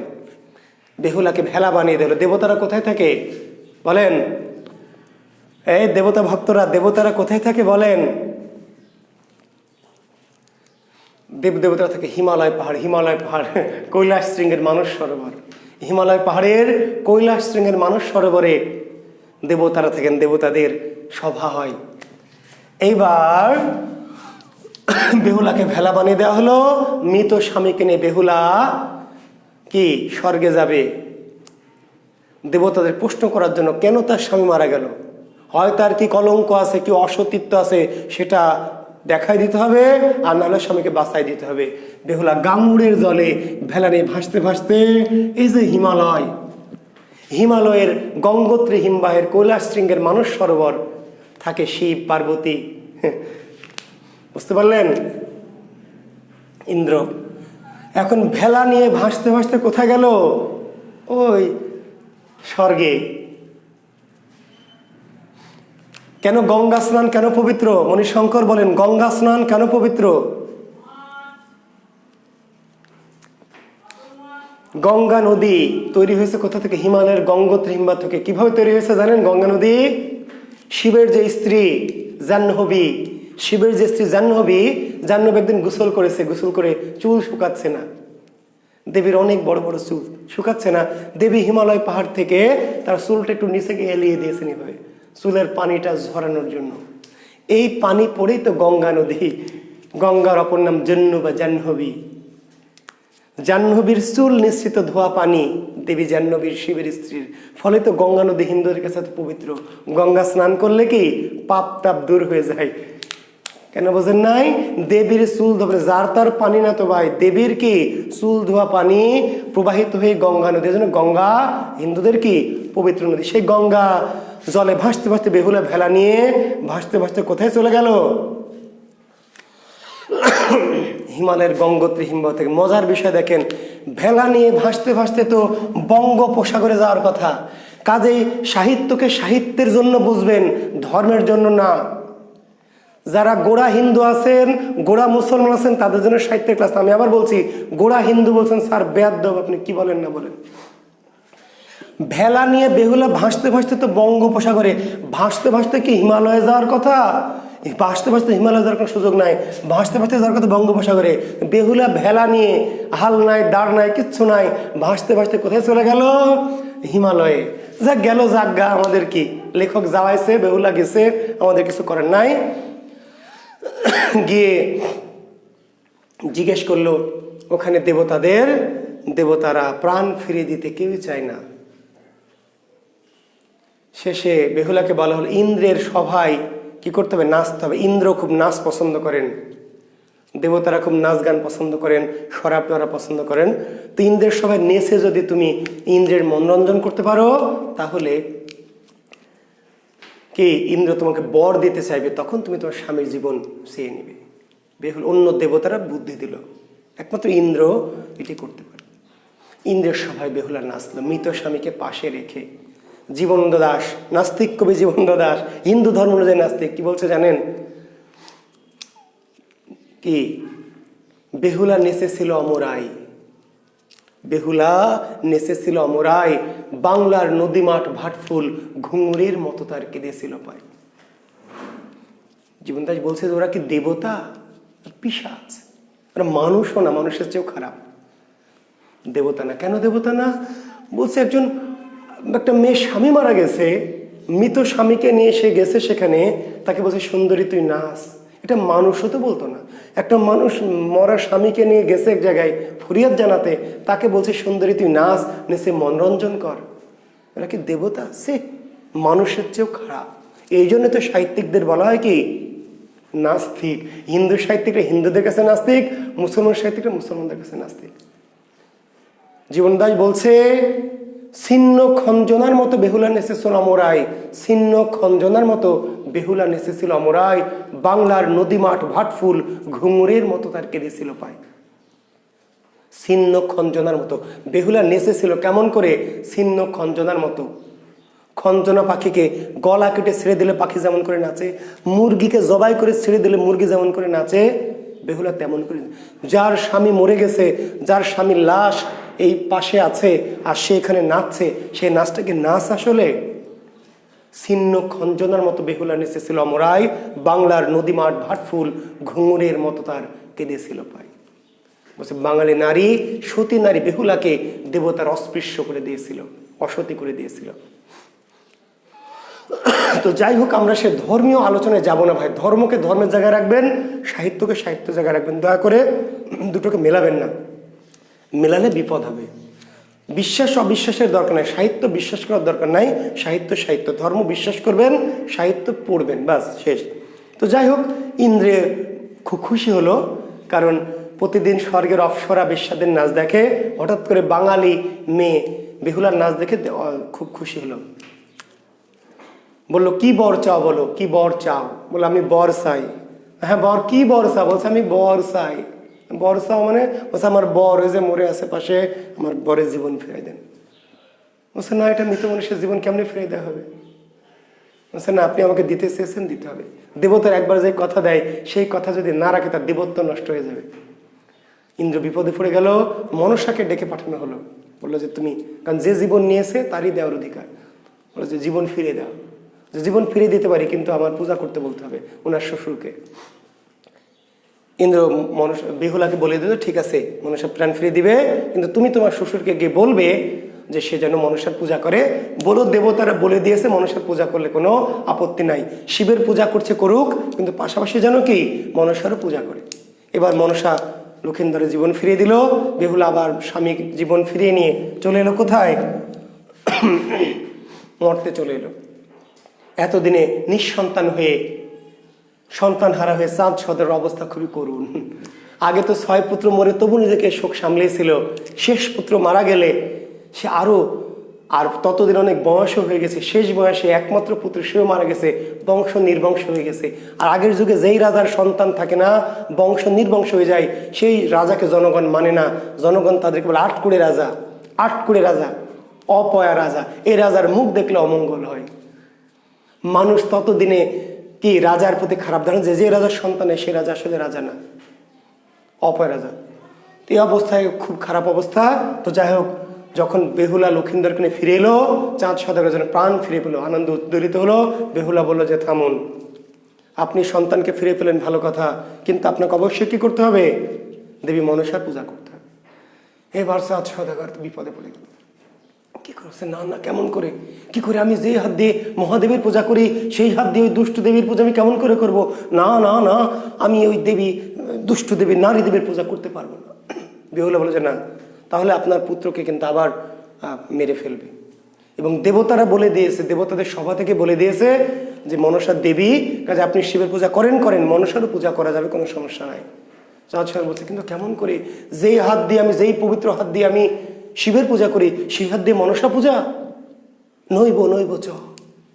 আচ্ছা ঠিক আছে, আমি সেই হাত দিয়ে করব না, আমি বাম হাত দিয়ে করব। আমি ডান হাত দিয়ে শিবের পূজা করি, ওই হাত দিয়ে দুষ্ট দিয়ে মনসা পূজা করব না, করতে হলে বাম হাত দিয়ে করব। বেহুলা মনসাকে জিজ্ঞেস করলো যে আমার শ্বশুর আপনার বাম হাত দিয়ে পূজা করতে চাই, আপনি কি পূজা নিবেন বাম হাত দিয়ে? মনসা বলছে বাম হাত দিয়ে না, বাম পা দিয়ে না, চামচ দিয়ে, আমার দেখার বিষয় নাই। চাঁদ সাথে জিজ্ঞেস করো সে মনসা দেবীর পূজা করবে কিনা, পূজা করবে কিনা সেটি রাজি করাও, কি দিয়ে করবে? পারলে চামচ দিয়ে করুক, সমস্যা নাই। বললো যে হ্যাঁ আপনার পূজা করবে বাম হাত দিয়ে। ঠিক আছে। এবার দেবীর সামনে এসে দাঁড়ালো চাঁদ সদাগর, বাম হাত দিয়ে কি পূজার উপকরণ অর্ঘ্য নিয়ে অনিচ্ছা সত্ত্বে অন্যদিকে ফিরে বাম হাত দিয়ে পূজা দিয়েছিল দেবীকে। এখনো মনসা পূজা আমাদের এই যে বগুড়া বা নওগাঁর কিছু সাঁওতাল পল্লীতে এবং ভারতের কামরূপ, কামাখ্যা, আসাম, নাগাল্যান্ড এসব এলাকায় মনসা দেবীর পূজা হয়। মনসার পূজা কিন্তু ডান হাত দিয়ে না, কোন হাত দিয়ে? যদিও মুখটা ফিরানো আর হয় না, কিন্তু ওই যে চালু হলো বাম হাত দিয়ে পূজা। মনসা দেবীর পূজা এখনো করা হয় কি বাম হাত দিয়ে। চাঁদ সদাগর পূজা করলো, এরপর রাজ্যের সবাই মনসার পূজা করলো এবং বুঝতে পারলো যে মনসা দেবীর পূজা করতে হবে, নাহলে মনসার কোপে কি জীবন বিনষ্ট হবে। কাজে মনসাকে খুশি রাখতে হলে মনসার পূজা করতে হবে। অতপর রাজ্যের সবাই মনসাদের পূজা করলো, অতপর তারা সুখে শান্তিতে বাস করতে লাগলো। মনসা খুশি হয়ে চাঁদ সদাগর যে 6 পুত্র যাকে মেরে ফেলেছিল অনেক আগে, তাদের সবাইকে আবার জীবিত করে দিল, ধন সম্পদ সহ জাহাজ আবার উদ্ধার করে দিল এবং অতঃপর তারা সবাই সুখে শান্তিতে বাস করতে লাগলো। এই হচ্ছে মনসা মঙ্গল কাব্যের কাহিনী। চরিত্রগুলো মনে রাখবেন পিলির জন্য। বেহুলা লক্ষিন্দর, তাহলে বেহুলা লক্ষিন্দর কোন কাব্যের চরিত্র, সনকা কোন কাব্যের চরিত্র, মনসা কোন কাব্যের চরিত্র, চাঁদ সওদাগর কোন কাব্যের চরিত্র, বিশ্বকর্মা কোন কাব্যের চরিত্র, কোনটি মনসঙ্গল কাব্যের চরিত্র, কোনটি মনসঙ্গল কাব্যের চরিত্র নয়। তো শিক্ষার্থী বন্ধুরা, আজকে এই পর্যন্তই আমরা কি হ্যাঁ শেষ করবো এই পর্যন্তই। আগামী দিন আমরা আগামী ক্লাসে, আজকে তো শনিবার তাই না, সোমবারে আমরা আবার 11টায় আসবো ক্লাসে, এবং সোমবারে আমরা কি সোমবার 11টায় না, সোমবার 10:30টায়, একটু বলে দিচ্ছি, একটু আমার পরে কাজ আছে। সোমবার আমরা 10টা 30 মিনিটে, সোমবার আমরা ক্লাস করব কয়টায়, 10টা 30 মিনিটে আমাদের এই ক্লাস। জি, তাহলে আগামী দিন আমি বাকি যে মঙ্গল কাব্যগুলি, আচ্ছা আজকে পরীক্ষা হবে। জি, এখন পরীক্ষা দিতে হবে, কিসের পরীক্ষা, ওই যে শ্রীকৃষ্ণ কীর্তন এবং কি চৈতন্য বৈষ্ণব পদাবলী। আমি ক্লাস শেষ করে আপনাদের লিঙ্ক দিব, ক্লাস থেকে বেরিয়ে কি সাথে সাথে আপনাদের লিঙ্ক দিব পরীক্ষার। কি পরীক্ষা, কি মনে আছে তো, যে শ্রীকৃষ্ণ কীর্তন কাব্য এবং কি বৈষ্ণব পদাবলী, এরপর একটা 20 মার্কের পরীক্ষা এখনই দিবেন। তো আর আগামী ক্লাসে আমরা এই মঙ্গল কাব্যের বাকি অংশটা আলোচনা করব। জি,